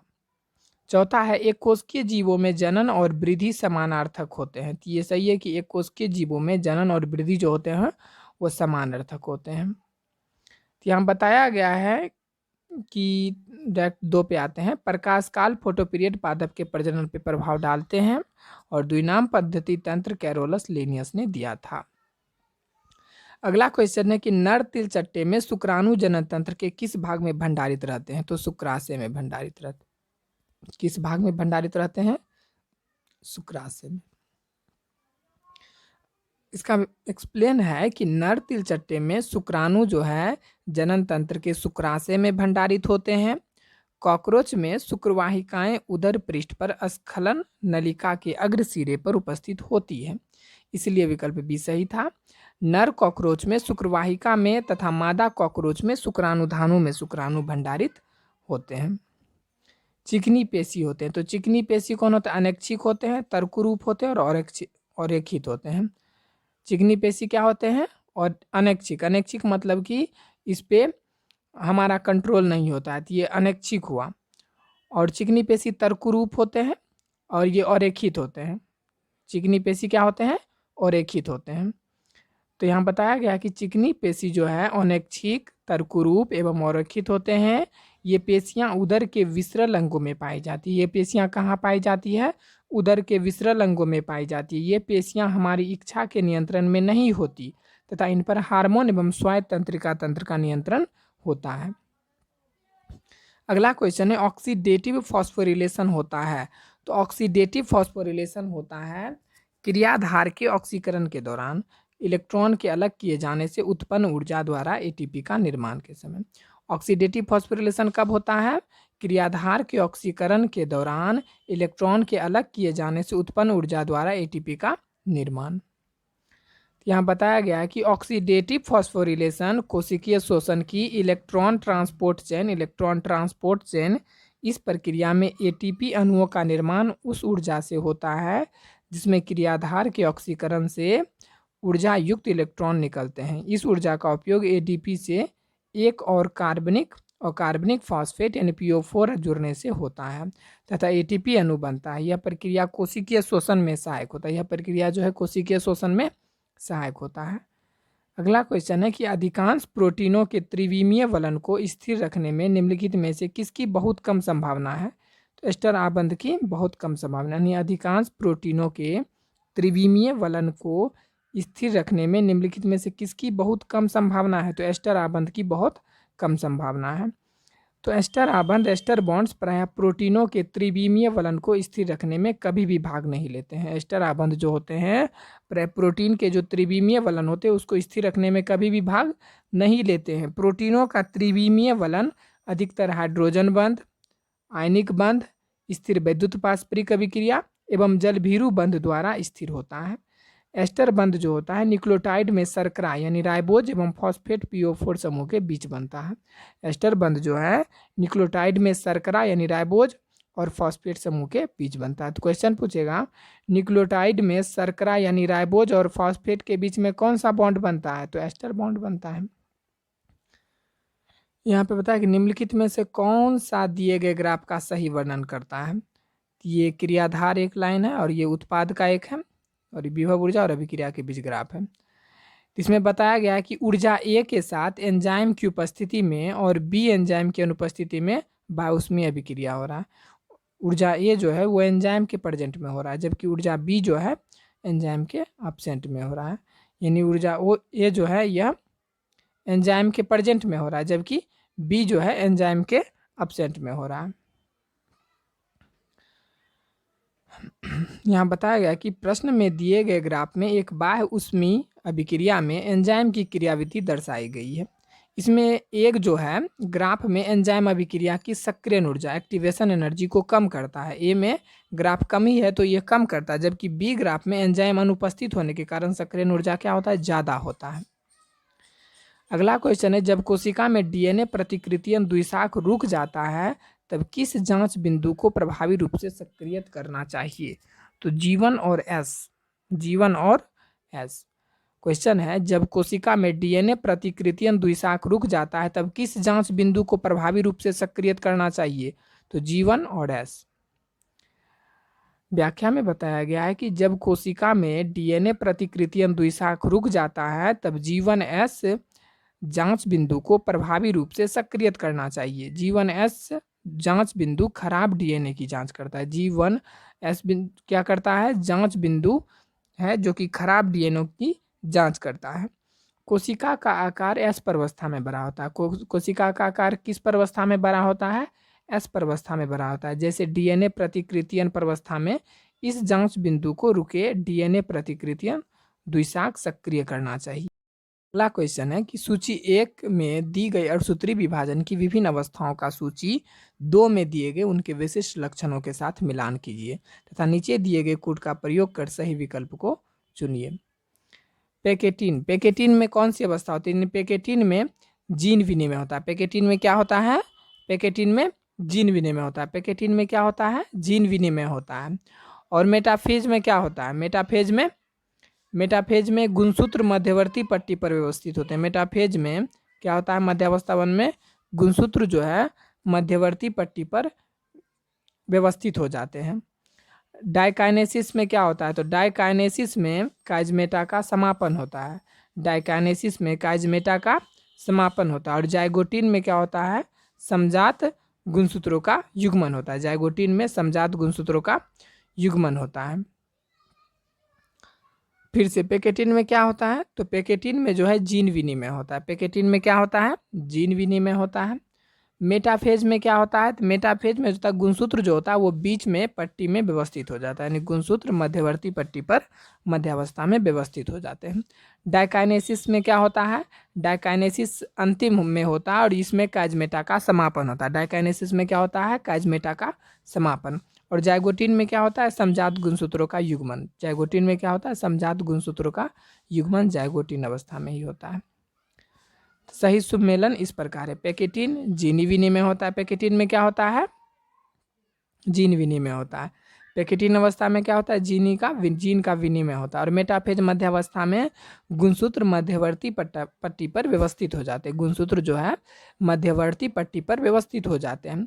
डायकाइनेसिस में क्या होता है, जिसको हिंदी में पारगतिक क्रम बोलते हैं, इसमें काजमेटा का समापन होता है। इसमें क्या होता है, अंत में काजमेटा का समापन होता है। और जाइगोटीन जो है समजात गुणसूत्रों का युग्मन, जाइगोटीन में क्या होता है, समजात गुणसूत्रों का युग्मन होता है। अगला क्वेश्चन है कि कौन से हार्मोन अग्नाशय रस और बाइकार्बोनेट के उत्पादन को उद्दीप्त करता है। कौन से हार्मोन अग्नाशय रस और बाइकार्बोनेट के उत्पादन को उद्दीप्त करता है। तो कोलिसिस्टोकाइनिन एवं सेक्रेटिन जो है अग्नाशय रस और बाइकार्बोनेट के उत्पादन को उद्दीपित करता है। फिर से, कौन सा हार्मोन है जो अग्नाशय रस और बाइकार्बोनेट के उत्पादन को उद्दीपित करता है। तो कौन करता है, कोलिसिस्टोकाइनिन एवं सेक्रेटिन जो है अग्नाशय रस और बाइकार्बोनेट के उत्पादन को उद्दीपित करता है। कोलिसिस्टोकाइनिन एवं सेक्रेटिन जो है हार्मोन द्वारा अग्नाशय रस एवं बाइकार्बोनेट के उत्पादन को उद्दीपित करता है। कोलिसिस्टोकाइनिन जो है एवं सेक्रेटिन हार्मोन द्वारा अग्नाशय रस एवं कार्बोनेट के उत्पादन को उद्दीपित करता है। अगला क्वेश्चन है कि फेफड़ों की कूपिकाओं में ऑक्सीजन की आंशिक दाब होती है। फेफड़ों की जो कूपिका होती है उसमें ऑक्सीजन का आंशिक दाब कितना होता है। तो रुधिर में ऑक्सीजन के आंशिक दाब से ज़्यादा ही होता है। फेफड़ों की कूपिकाओं में ऑक्सीजन की आंशिक दाब कितनी होती है, रुधिर में जो ऑक्सीजन का जो दाब होता है उससे ज़्यादा ही होता है कूपिका में। यहाँ बताया गया है कि फेफड़ों की कूपिकाओं में ऑक्सीजन का जो आंशिक दाब होता है, प्रेशर ऑफ ऑक्सीजन जो होता है, रुधिर में ऑक्सीजन के आंशिक दाब से ज़्यादा ही होता है। इस कारण ऑक्सीजन सरल प्रासरण सिंपल डिफ्यूजन द्वारा कूपिका से रुधिर में विसरित हो जाती है। अगला क्वेश्चन है सही कथन क्वेश्चन। इसमें से सही कथन कौन सा है। तो ग्राही क्रमिक उत्पन्न नहीं करते हैं। ग्राही जो है क्रमिक उत्पन्न नहीं करते, ये गलत है। तो डायरेक्ट हम लोग सही कथन पढ़ते हैं कि मानव नेत्र में प्रकाश ग्राही अंधेरे में विद्रुवित हो जाते हैं। मानव नेत्र में जो प्रकाश ग्राही होते हैं वो अंधेरे में क्या होते हैं, विध्रुवित हो जाते हैं और प्रकाश के उद्दीपन की अनुक्रिया में अतिध्रुवित हो जाते हैं। मानव नेत्र में जो प्रकाश ग्राही होते हैं अंधेरे में पहले विध्रुवित हो जाएंगे और प्रकाश की उपस्थिति में क्या होती है, वह अतिध्रुवित हो जाती है। मानव नेत्र में प्रकाश ग्राही फोटोरिसेप्टर अंधेरे में विध्रुवित हो जाती है और प्रकाश के उद्दीपन की अनुक्रिया में अतिध्रुवित हो जाती है। मानव में प्रकाश ग्राही वर्णक रोडोप्सिन होता है। मानव में प्रकाश ग्राही वर्णक कौन होता है, रोडोप्सिन होता है, जो दो घटक ऑप्सिन जो कि एक प्रोटीन है एवं रेटिनल जो कि एक विटामिन ए का एल्डिहाइड है, ये दोनों से मिलकर बनता है। क्वेश्चन, रोडोप्सिन किससे मिलकर बनता है। तो रोडोप्सिन दो घटक से मिलकर बनता है, एक ऑप्सिन एगो रेटिनल। ऑप्सिन के बारे में क्या बोलेंगे, ऑप्सिन एक प्रोटीन है और रेटिनल के बारे में क्या बोलेंगे, यह विटामिन ए का एल्डिहाइड है। आगे बताया गया कि प्रकाश की उपस्थिति में इस रोडोप्सिन का विघटन करती है। प्रकाश की उपस्थिति इस रोडोप्सिन का क्या कर देती है, विघटन करती है, जिससे ऑप्सिन एवं रेटिनल अलग हो जाता है। जिससे यानी प्रकाश की उपस्थिति में ये ऑप्सिन और रेटिनल दोनों क्या हो जाते हैं, अलग हो जाते हैं, जिससे ऑप्सिन एवं रेटिनल अलग हो जाते हैं। इसके कारण प्रकाश ग्राही कोशिकाएं छरे जो हैं अतिध्रुवित हो जाते हैं, जो अंधेरों में फिर से विध्रुवित हो जाते हैं। अब नोसी रिसेप्टर्स क्या है। तो नोसी रिसेप्टर्स रासायनिक एवं यांत्रिक प्रेरकों को ग्रहण करके सुषुम्ना एवं मस्तिष्क को भेजते हैं। नोसी रिसेप्टर्स क्या करता है, नोसी रिसेप्टर्स जो होते हैं वो रासायनिक एवं यांत्रिक प्रेरकों को ग्रहण करके सुषुम्ना एवं मस्तिष्क को भेजते हैं। अब मिशनर देहानु क्या है। तो मिशनर्स कॉर्पस जो है स्पर्श के प्रति संवेदी होते हैं। मिशनर वाला जो देहानु होता है वो स्पर्श के प्रति बहुत ही एक्टिव होते हैं, प्रति संवेदन होते हैं तथा त्वचा में उपस्थित होते हैं। मिशनर देहानु कहाँ उपस्थित होते हैं, तो यह त्वचा में उपस्थित होते हैं। ग्राही कोशिकाएं रिसेप्टर से सदैव ग्रेडेड पोटेंशियल को उत्पन्न करते हैं। अगला है ग्रेव्स रोग का कारण होता है। तो ग्रेव्स रोग किसके कारण होता है, थायराइड ग्रंथि के अतिस्रवण से ग्रेव्स रोग होता है। ग्रेव्स रोग का क्या कारण है, तो ग्रेव रोग का कारण है थायराइड ग्रंथि का अतिस्रवण। जब थायराइड ग्रंथि बहुत ज़्यादा स्रावित होते हैं तब ग्रेव्स रोग हो जाता है। तो ग्रेव्स रोग का कारण मुख्यतः थायराइड ग्रंथि का अतिस्रवण है। इसके कारण थायराइड विषाक्तता हो जाती है। इसके कारण क्या होती है, थायराइड विषाक्तता हो जाती है। इसमें आँखों के चारों ओर वसा एवं तंतु ऊतकों का जमा होने के कारण आंखें घुड़ती सी प्रतीत होती है। ये पुरुषों की अपेक्षा महिलाओं में ग्रेव्स रोग ज़्यादा पाया जाता है। अगला क्वेश्चन है, पेशी संकुचन के दौरान क्रॉस ब्रिज क्रिया के लिए मायोसिन के सक्रिय स्थलों को उजागर करने के लिए उत्तरदायी आयन का नाम बताइए। तो वह कौन सा आयन है? कैल्शियम। क्वेश्चन है कि पेशी संकुचन के दौरान क्रॉस ब्रिज क्रिया के लिए मायोसिन के सक्रिय स्थलों को उजागर करने के लिए उत्तरदायी आयन का नाम बताइए। तो कौन है? तो कैल्शियम। कैल्शियम आयन जो है पेशीय संकुचन के समय अति आवश्यक आयन होते हैं। यह क्रॉस ब्रिज के लिए मायोसिन के सक्रिय स्थलों को उजागर करने के लिए उत्तरदायी होता है। यह ट्रोपोनोन की इकाई पर बंध जाता है और मायोसिन के सक्रिय स्थलों को ढक देता है। अगला क्वेश्चन है, उन रुधिर कोशिकाओं का नाम बताइए जिनकी संख्या में कमी होने पर रुधिर थक्कन प्रक्रिया में गड़बड़ हो सकता है और जिसके कारण शरीर से काफ़ी रुधिर बह सकता है। तो बिंबाणु, जिसको हम लोग थ्रोम्बोसाइट बोलते हैं। क्वेश्चन है, उन रुधिर कोशिकाओं का नाम बताइए जिनकी संख्या में कमी होने पर रुधिर थक्कन प्रक्रिया में गड़बड़ हो सकता है और जिसके कारण शरीर से काफ़ी रुधिर बह सकता है। तो वो कौन है? बिंबाणु, जिसको हम लोग थ्रोम्बोसाइट बोलते हैं। तो बिंबाणु के बारे में बोला गया है कि थ्रोम्बोसाइट्स की रुधिर में अगर संख्या कम हो जाने पर तो रुधिर में जो स्कंदन यानी क्लॉटिंग जमने की जो प्रक्रिया होती है उसमें कमी हो सकती है। इस स्थिति में यदि किसी कारण शरीर से रुधिर बहता है तो रुधिर का थक्का ना बनने से काफ़ी मात्रा में रुधिर बह सकता है तथा व्यक्ति की मृत्यु हो सकती है। अगला क्वेश्चन है, उस पेप्टाइड हार्मोन का नाम बताइए जो प्रधानतः यकृताणुओं यानी हेपेटोसाइट्स और वसाणुओं यानी एडिपोसाइट्स पर प्रभाव डालते हैं तथा कोशिका द्वारा ग्लूकोज के अवशोषण तथा उसके उपयोग को बढ़ावा देते हैं। तो वो कौन सा हार्मोन है? इंसुलिन। फिर से, उस पेप्टाइड हार्मोन का नाम बताइए जो प्रधानतः यकृताणुओं यानी हेपेटोसाइट्स और वसाणुओं यानी कि एडिपोसाइट्स पर प्रभाव डालता है तथा कोशिका द्वारा ग्लूकोज के अवशोषण तथा उसके उपयोग को बढ़ाता है। तो कौन है वो? इंसुलिन। इंसुलिन के बारे में बोलेंगे, पहला नंबर तो यह एक पेप्टाइड हार्मोन है जो प्रधानतः यकृताणुओं यानी हिपेटोसाइट्स एवं वसाणुओं यानी एडिपोसाइट्स पर प्रभाव डालता है तथा कोशिका द्वारा ग्लूकोज के अवशोषण तथा उसके उपयोग को बढ़ावा देता है। इंसुलिन की यही प्रक्रिया रुधिर में ग्लूकोज के स्तर को कम करने में सहायक होती है। अगला क्वेश्चन है, अस्थि सुशीरता जो कंकाल का एक आयु संबंधी रोग है किसके कारण हो सकता है? यहाँ पे बताया गया एस्ट्रोजन के स्तर में कमी, इसीलिए अस्थि सुशीरता जो है ज़्यादातर बूढ़े में होता है। क्यों? वृद्ध अवस्था में ही क्यों होता है? क्योंकि उस समय एस्ट्रोजन के स्तर में क्या होती है? कमी आ जाती है। तो बोलेंगे अस्थि सुशीरता ऑस्टियोपोरोसिस एक रोग है जो कंकाल तंत्र से संबंधित है। यह अधिक आयु वाले व्यक्ति में होता है। इसका कारण है मानव शरीर में एस्ट्रोजन हार्मोन के स्तर में कमी करना, यानी कि मानव के शरीर में एस्ट्रोजन की कमी से ही यह रोग होता है। यह महिलाओं में रजोनिवृत्ति मीनोपॉज के बाद अधिकांशतः बढ़ जाता है क्योंकि एस्ट्रोजन का स्तर रजोनिवृत्ति के बाद घटने लगता है। क्योंकि एस्ट्रोजन का स्तर क्या होता है? रजोनिवृत्ति के बाद धीरे धीरे शरीर में घटने लगता है। इसमें अस्थि सुशीरता होने के कारण हड्डियां कमज़ोर होने लगती है तथा अस्थि भंग होने के कारण बनती है। अगला क्वेश्चन है कि सीरम रुधिर से भिन्न होता है क्यों? यानी कि सीरम और रुधिर में क्या अंतर है? सीरम जो है रुधिर से भिन्न होता है। तो यहाँ बताया गया क्योंकि इसमें अस्कंदन कारक नहीं होता है। सीरम में जमने वाला कारक नहीं होता जबकि हमारे रुधिर में जमने वाला कारक होता है। यही मेन अंतर है। सीरम और रुधिर में क्या अंतर है? सीरम बिना जमने वाले कारक वाले रुधिर को क्या कहेंगे? सीरम। और जमने वाला अगर है तो उसे रुधिर कहेंगे। रुधिर के प्लाज्मा से जब सभी स्कंदकारी कारकों यानी जमने वाला जो भी कारक है अगर रुधिर से हटा दिया जाए तो बचा हुआ चीज़ क्या है? वो सीरम है। अगला क्वेश्चन है, सांस लेने के बाद बीच फेफड़े चिपक नहीं जाते और थोड़ी बहुत हवा फेफड़ों में सदा बनी रहती है जिसे बाहर निकाला नहीं जा सकता है। क्यों नहीं? क्योंकि ऋणात्मक अंतःफुप्सी होता है जो फेफड़ों की भित्तियों को एक दूसरे से दूर खींचता रहता है जिससे चिपकता नहीं है। सांस लेने के बीच फेफड़े चिपकते नहीं हैं क्योंकि एक ऋणात्मक अंतःफुप्सी दाब फेफड़ों की भित्तियों को सदा एक दूसरे से दूर खींचे रखता है जिसके कारण थोड़ी बहुत हवा फेफड़ों में सदा बनी रहती है।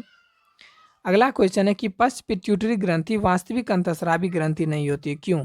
क्योंकि यह हार्मोन को केवल भंडारित करती है और निष्कासित करती है।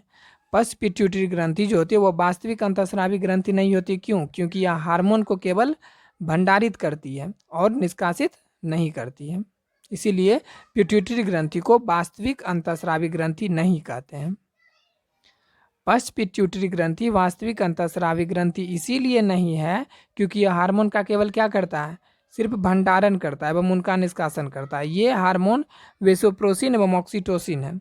ये कौन हार्मोन को स्टोर करता है, तो एक हार्मोन हो गया वेसोप्रेसिन और दूसरा हो गया ऑक्सीटोसिन, जिनका निर्माण किसके द्वारा, असल में निर्माण किसके द्वारा हुआ है, हाइपोथैलेमस के द्वारा होता है और पिट्यूटरी ग्रंथि सिर्फ इसको स्टोर करता है। आगे बताया गया तथा स्थानांतरण हाइपोफेसियल पोर्टल तंत्र द्वारा होता है जिससे यह पश्च पिट्यूटरी में पहुंचते हैं, इसीलिए विकल्प सी सही था। क्वेश्चन है कि नेफ्रॉन का वह भाग जो सोडियम के सक्रिय पुनः अवशोषण का कार्य करता है, तो वह कौन है, निकटस्थ संवलित नलिका। यानी नेफ्रॉन का वह भाग जो सोडियम के सक्रिय पुनः अवशोषण का कार्य करता है, तो कौन करता है, निकटस्थ संवलित नलिका करता है। तो सोडियम के सक्रिय पुनः अवशोषण का कार्य जो है नेफ्रॉन की निकटस्थ संवलित नलिका प्रोमिक्सियल कॉन्वुलेटेड ट्यूबल्स द्वारा होता है। प्राण निस्पंदन से एकत्र द्रव में से सोडियम का 70% जो होता है चयनात्मक पुनः अवशोषण इसी नलिका से होता है, यानी कि सबसे ज़्यादा अवशोषण इसी नलिका से होता है। अगला है निम्नलिखित में से कौन सा हार्मोन निमोचक आईयूडी होता है, तो LNG-20 जो है यह हार्मोन निमोचक आईयूडी है। LNG-20 हार्मोन स्रावित करने वाली अंतर्गर्भाशयी तंत्र इंट्रायूटेराइन डिवाइस या शॉर्ट में आईयूडी है। यह निषेचन रोकने के लिए महिलाओं द्वारा उपयोग करने वाली एक उत्तम विधि है। यह गर्भाशय को प्रत्यारोपण यानी इम्प्लांटेशन के लिए अनुचित बना देती है तथा शुक्राणुओं की भक्षण क्रिया फैगोसाइटोसिस को बढ़ाती है। अगला क्वेश्चन है शुक्रवाहक उच्छेदन के बारे में निम्नलिखित में से कौन सा गलत है, तो यहाँ गलत कथन है कि एपिडिडाइमिस में शुक्राणु नहीं होते हैं। यही कथन कि एपिडाइमिस में शुक्राणु नहीं होती, यह कथन गलत है।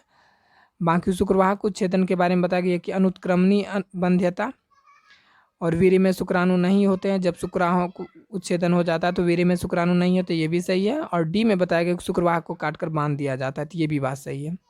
शुक्रवाहक उच्छेदन में क्या होता है, शुक्रवाहक को काटकर बांध दिया जाता है। बताया गया है कि शुक्रवाहक उच्छेदन, जिसको इंग्लिश में वैसेक्टॉमी बोलते हैं, वह प्रक्रिया है जिसमें शुक्रवाहिका को काटकर बांध दिया जाता है जिससे कि शुक्राणु स्खलन वाहिका में ना पचे, ऐसे करके काटकर बांध दिया जाता है। आगे बताया गया कि शुक्राणु जनन नलिकाओं द्वारा उत्पन्न किए जाते हैं। शुक्राणु जो है शुक्राणु जनन नलिकाओं द्वारा उत्पन्न किए जाते हैं तथा यह एपिडिडाइमस में उपस्थित रहते हैं, इसीलिए कथन सी गलत है। यहाँ शुक्रवाहिका काटकर बांध दिया गया है, इसी को वैसेक्टॉमी बोलते हैं। अगला क्वेश्चन है कि पात्रे निषेचन द्वारा निर्मित 16 से अधिक कोरक खंडों ब्लास्टोमियर्स वाले भ्रूण को स्थानांतरित कर दिया जाता है। कहाँ पे स्थानांतरित किया जाता है, तो फैलोपी नलिका में, और निषेचन भी कहाँ होता है, फैलोपियन नलिका में ही। क्वेश्चन है कि पात्रे निषेचन द्वारा निर्मित 16 से अधिक कोरक खंडों यानी ब्लास्टोमियर्स वाले भ्रूण को कहाँ स्थानांतरित कर दिया जाता है, तो यह फैलोपियन नलिका में ट्रांसफर कर दिया जाता है। पात्रे निषेचन द्वारा निर्मित 16 से अधिक कोरक खंडों यानी ब्लास्टोमियर्स वाले भ्रूण को फैलोपियन नलिका में स्थानांतरित करते हैं। यहाँ पर इसका विकास होना आरंभ हो जाता है।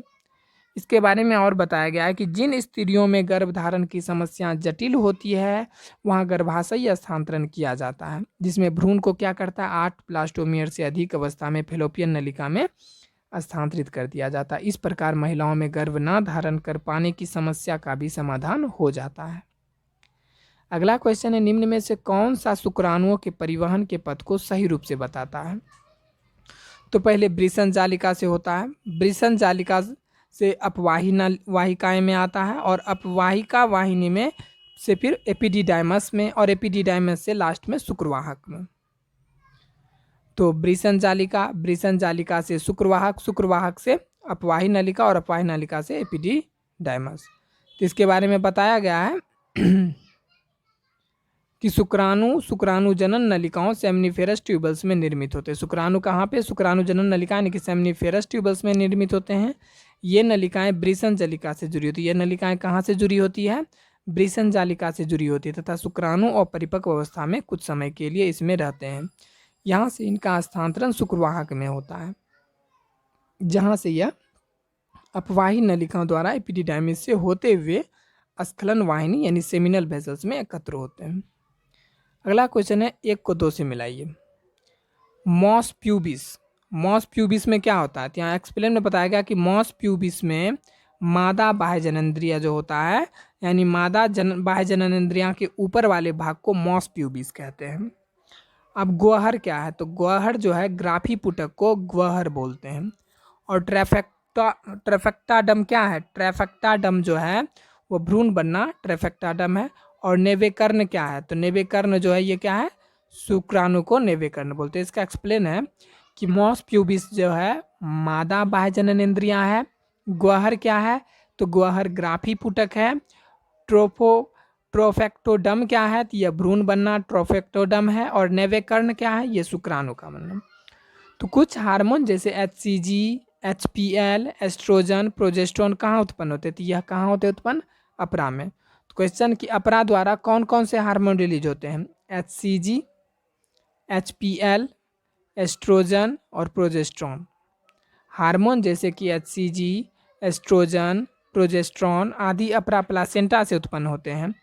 अपरा एक संरचनात्मक एवं क्रियात्मक की संयोजनकारी है जो विकसित हो रहे भ्रूण एवं माता के शरीर को जोड़ती है।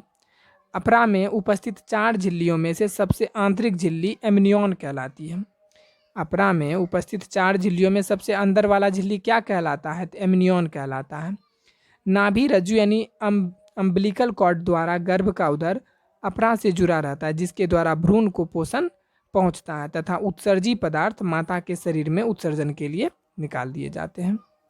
अगला क्वेश्चन है कि एक वर्णांध पुरुष एक ऐसी स्त्री से विवाह करता है तो सामान्य रंग दृष्टि के लिए समीकृत उनके पुत्र के वर्णांध होने की संभावना क्या होगी? तो 0 पॉइंट यानी कि लगभग नहीं के बराबर। क्यों? क्योंकि एक वर्णांध पुरुष एक ऐसी स्त्री से विवाह करता है तो सामान्य रंग दृष्टि के लिए संयुग्मजी है।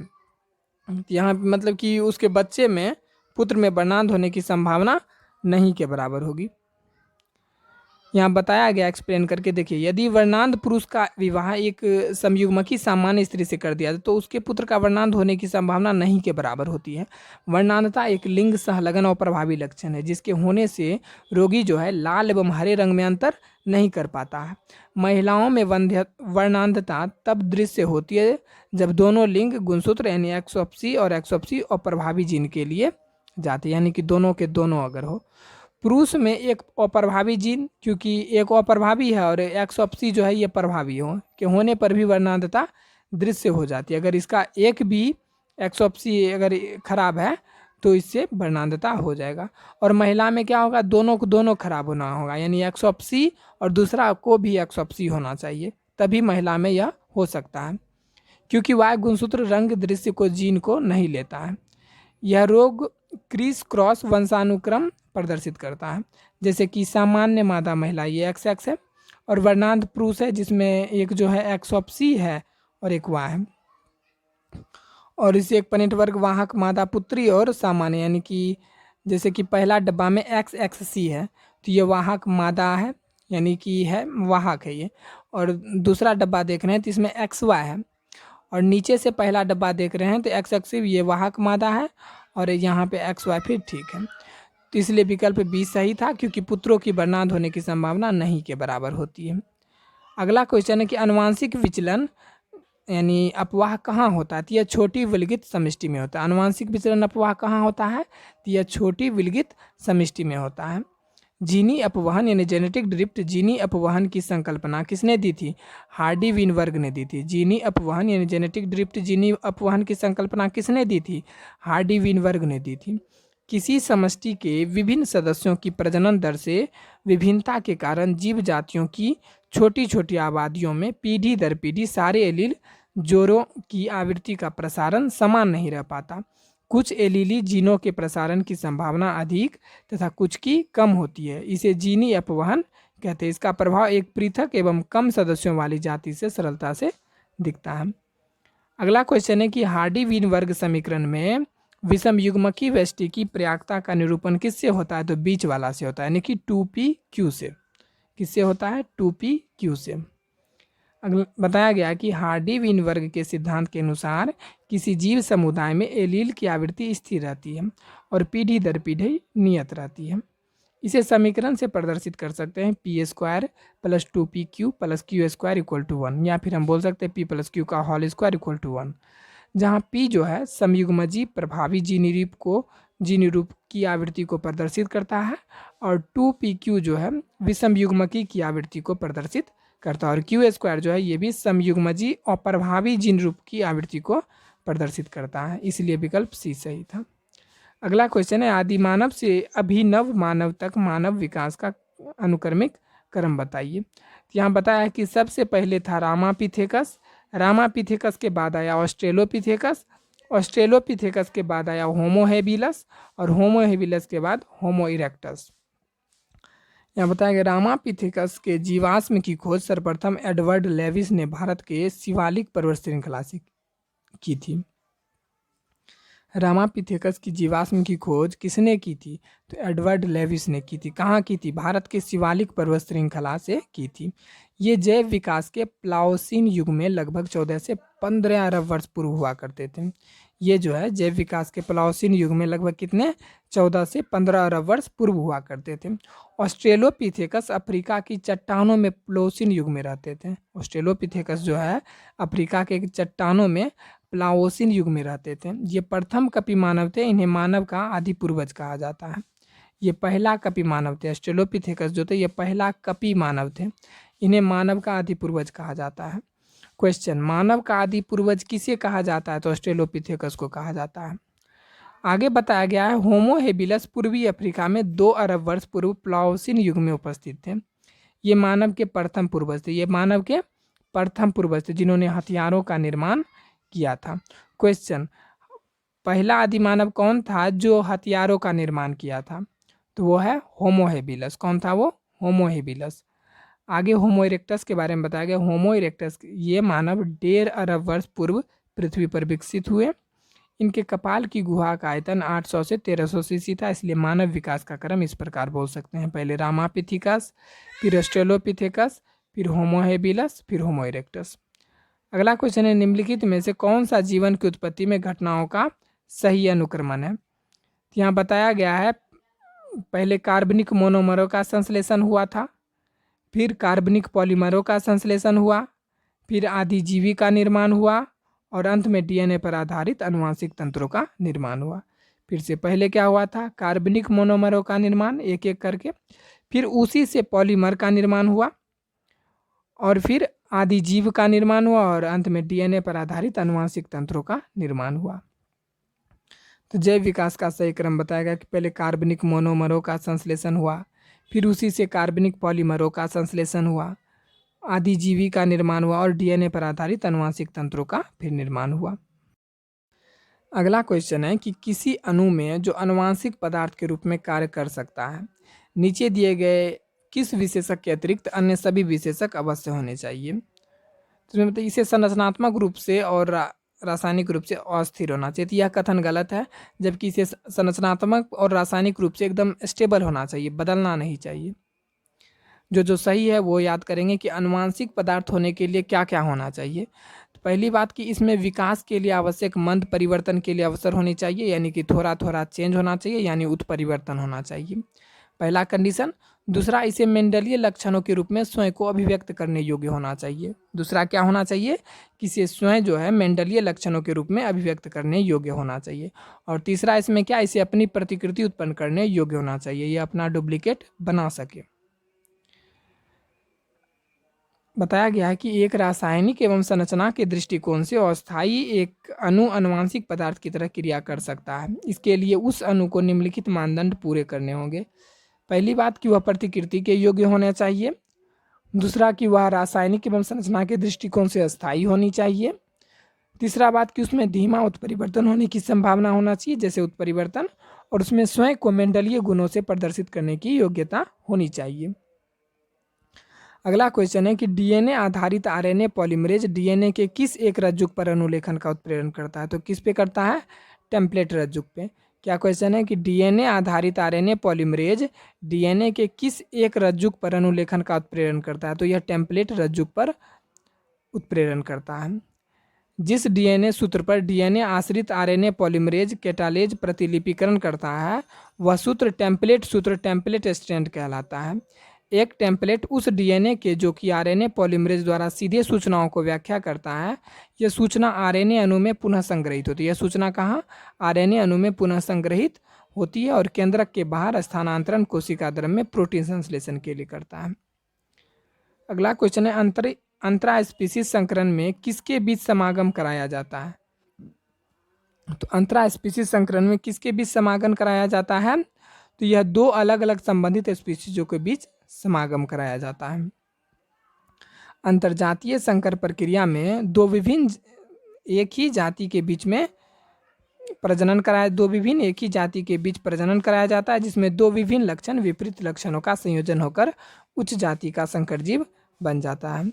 अगला क्वेश्चन है, एड्स के रोगजनक कारक एचआईवी के बारे में निम्नलिखित में से कौन सा कथन सही है? तो यहाँ पे क्वेश्चन पहला में कह रहा है कि एचआईवी बाहर नहीं निकल पाता पर उपार्जित प्रतिरक्षा अनुक्रिया पर आक्रमण करता है। तो यह कथन गलत है, क्योंकि एचआईवी फैलने वाला रोग है, तो स्वाभाविक एचआईवी भी बाहर निकल पाता है और यह उपार्जित अनुक्रिया पर आक्रमण करता है। तो यह कथन गलत था। दूसरा है, एचआईवी एक आवृत्त वायरस है जिसके भीतर एकल रज्जुक वाले आरएनए का एक अणु और उत्क्रम ट्रांसक्रिप्टेज का एक अणु होता है। तो ये भी कथन गलत है। एचआईवी एक आवृत्त वायरस है जिसके भीतर एकल रज्जुक वाले आरएनए के दो समान अणु तथा उत्क्रम ट्रांसक्रिप्टेज के दो अणु होते हैं। और एचआईवी एक अनावृत पश्च वायरस है। तो इसके बारे में बताया गया है कि एड्स विषाणु एचआईवी डीएसआरएनए होता है जिसमें रिवर्स ट्रांसक्रिप्टेज विकर और आरएनए न्यूक्लिक अम्ल प्रोटीन आवरण कोड से घिरा रहता है। एचआईवी एक आवरण युक्त रेट्रो विषाणु, एचआईवी जो है एक आवरण युक्त रेट्रो विषाणु है। एचआईवी प्रतिरक्षा कोशिकाओं से बचकर सहायक टी कोशिकाओं पर आक्रमण करता है। अगला क्वेश्चन है, निम्नलिखित खाद्य मछलियों में से वह कौन सी समुद्री मछली है जो ओमेगा 3 वसा अम्ल का उत्तम स्रोत है? तो वह है मैकेरिल। कौन मछली है? मैकेरिल। निम्नलिखित खाद्य मछलियों में से वह कौन सी समुद्री मछली है जो ओमेगा 3 वसा अम्ल का उत्पन्न करता है? तो वह है मैकेरिल। तो मैकेरिल जो है एक समुद्री मछली है जिसमें ओमेगा 3 वसा अम्ल की प्रचुर मात्रा उपस्थित होती है। अब सूची 1 को सूची 2 से मिलाइए। तो यहाँ पे बताया गया है कि सिट्रिक अम्ल क्या चीज़ का? एस्परजिलस मोनस्कस क्लोस्ट्रीडियम ट्राइकोडर्मा यानी साइक्लोस्पोरिन जो है, यानी ब्यूटारिक अम्ल तो यहाँ पे क्लोस्ट्रीडियम से मिलेगा। तो अकॉर्डिंग टू कथन देखते हैं, इसमें व्याख्या तो सिर्फ डायरेक्ट मिलाया गया। तो सिट्रिक अम्ल एस्परजिलस उत्पन्न करता है, साइक्लोस्पोरिन ट्राइकोडर्मा से रिलीज होता है, स्टेटिन मोनस्कस से रिलीज होता है और ब्यूटारिक अम्ल क्लोस्ट्रीडियम से रिलीज होता है। फिर से सिट्रिक अम्ल एस्परजिलस से रिलीज होता है, साइक्लोस्पोरिन ट्राइकोडर्मा से रिलीज होता है, स्टेटिन मोनस्कस से रिलीज होता है और ब्यूटारिक अम्ल क्लोस्ट्रीडियम से प्राप्त होता है। अगला है, निम्नलिखित में से किसके बहिस्रावों के कारण प्रदूषण होने वाले जल निकायों में जैव रासायनिक ऑक्सीजन मांग बीओडी प्रदूषण के लिए एक अच्छा सूचक नहीं है? तो पेट्रोलियम उद्योग। यानी कि निम्नलिखित में से किसके बहिस्राव के कारण प्रदूषण होने वाले जल निकाय में जैव रासायनिक ऑक्सीजन मांग यानी बीओडी जो है प्रदूषण के लिए एक अच्छा सूचक नहीं है? तो वह है पेट्रोलियम उद्योग। जैव रसायन ऑक्सीजन मांग बीओडी की इंडेक्स किसी भी ऐसे प्रदूषक की मात्रा को नापने के लिए उपयुक्त नहीं है जिसका जैविक अपघटन ना हो सके। पेट्रोलियम एक ऐसा पदार्थ है जो जीवाणुओं द्वारा अपघटित नहीं होता, इसे जैव अक्षयकारी नॉन बायोडिग्रेडेबल कहते हैं। स्पर्धी अनन्यता के नियम का प्रतिपादन किसने किया था? तो G.F. गॉस ने किया था। स्पर्धी अनन्यता के नियम का प्रतिपादन किसने किया था? G.F. गॉस ने किया था। G.F. गॉस ने दो प्रजातियों के बीच किसी आवश्यक स्रोत एसेंशियल रिसोर्स के लिए स्पर्धा को व्याख्यायित करने के लिए एक मूल सिद्धांत प्रतिपादित किया। इसे स्पर्धी अनन्यता का नियम प्रिंसिपल ऑफ कम्पिटिटिव एक्सक्लूजन कहते हैं। इसके अनुसार एक ही जाति की दो प्रजातियों जीवन के लिए आवश्यक स्रोत के लिए एक साथ स्पर्धा करके जीवित नहीं रह सकती। इन्हें उत्तरजीविता के लिए अपनी जीवन शैली बदलनी आवश्यक होती है। विख्यात कस्तूरी मृग अथवा हंगुल निम्नलिखित राष्ट्रीय उद्यानों में से कहाँ पाया जाता है? ये डाचीगाम राष्ट्रीय उद्यान जम्मू और कश्मीर में पाया जाता है। ये जो कस्तूरी मृग और हंगुल है ये कहाँ पाया जाता है? तो ये डाचीगाम राष्ट्रीय उद्यान जो कि जम्मू और कश्मीर है, ये वहाँ पाया जाता है। इसके बारे में बताया गया कि डाचीगाम राष्ट्रीय उद्यान जो है यह जम्मू और कश्मीर में है तथा यह किस लिए प्रसिद्ध है? मस्क डियर या कस्तूरी मृग बोल सकते हैं, कस्तूरी मृग के संरक्षण के लिए नामी है। दूसरा है बांधवगढ़ राष्ट्रीय उद्यान। तो बांधवगढ़ राष्ट्रीय उद्यान ये कहाँ है? तो बांधवगढ़ राष्ट्रीय उद्यान मध्य प्रदेश में है। ये किस लिए प्रसिद्ध है? तो ये शेर के संरक्षित के लिए प्रसिद्ध है। ईगल नेस्ट वन्यजीव शरण स्थल, ईगल नेस्ट वन्यजीव शरण स्थल ये अरुणाचल प्रदेश में है। ईगल नेस्ट वन्यजीव शरण स्थल कहाँ है? ये अरुणाचल में है तथा यहाँ हाथी एवं रेड पांडा का संरक्षण किया जा रहा है। अगला क्वेश्चन है, कार्बनिक अपशिष्टों से भरी किसी झील में क्या हो सकता है? तो वहाँ ऑक्सीजन की कमी के कारण मछलियों का मर जाना। किसी जीव भी यानी जब किसी भी जलाशय में अधिक कार्बनिक पदार्थ उपस्थित होता है तो जो वहाँ अधिक सूक्ष्म जीवाणुओं द्वारा अपघटन की प्रक्रिया भी तेज गति से होती है, जिसके कारण उपयोग होने वाली ऑक्सीजन की मात्रा भी बढ़ जाती है तथा जल में जैव रासायनिक ऑक्सीजन की आवश्यकता बढ़ जाती है, जिससे पानी में घुलित ऑक्सीजन डिजॉल्व्ड ऑक्सीजन की मात्रा कम होने से दूसरे अन्य जीव क्या होते हैं? मरने लगते हैं। अगला क्वेश्चन है कि जलीय खाद्य श्रृंखला में अधिकतम डीडीटी की सांद्रता किस में होती है? तो समुद्री गल में यानी होती है ज़्यादा। तो डीडीटी एक विषाक्त पदार्थ है जो खाद्य श्रृंखला में निम्न स्तर से उच्च स्तर तक सांद्रित होती है, खतरनाक स्तर तक पहुंच जाती है, जो जीव के लिए हानिकारक है। यह प्रक्रिया इस प्रकार है, पादप पलवक में बहुत कम होता है 0.04 ppm, उससे ईल में जाता है जो कि 0.5 ppm, उससे केकड़ा में जाता है जो 2 ppm होता है, उससे फिर समुद्री गल में जाता है जो कि 25 ppm होता है। तो इस प्रकार खाद्य श्रृंखला में उच्च स्तर पर उपस्थित जीव में से यह सबसे क्या होगा? ज़्यादा सांद्रित अवस्था में पाया जाता है, यानी कि समुद्री ईल में कितना? 25 ppm।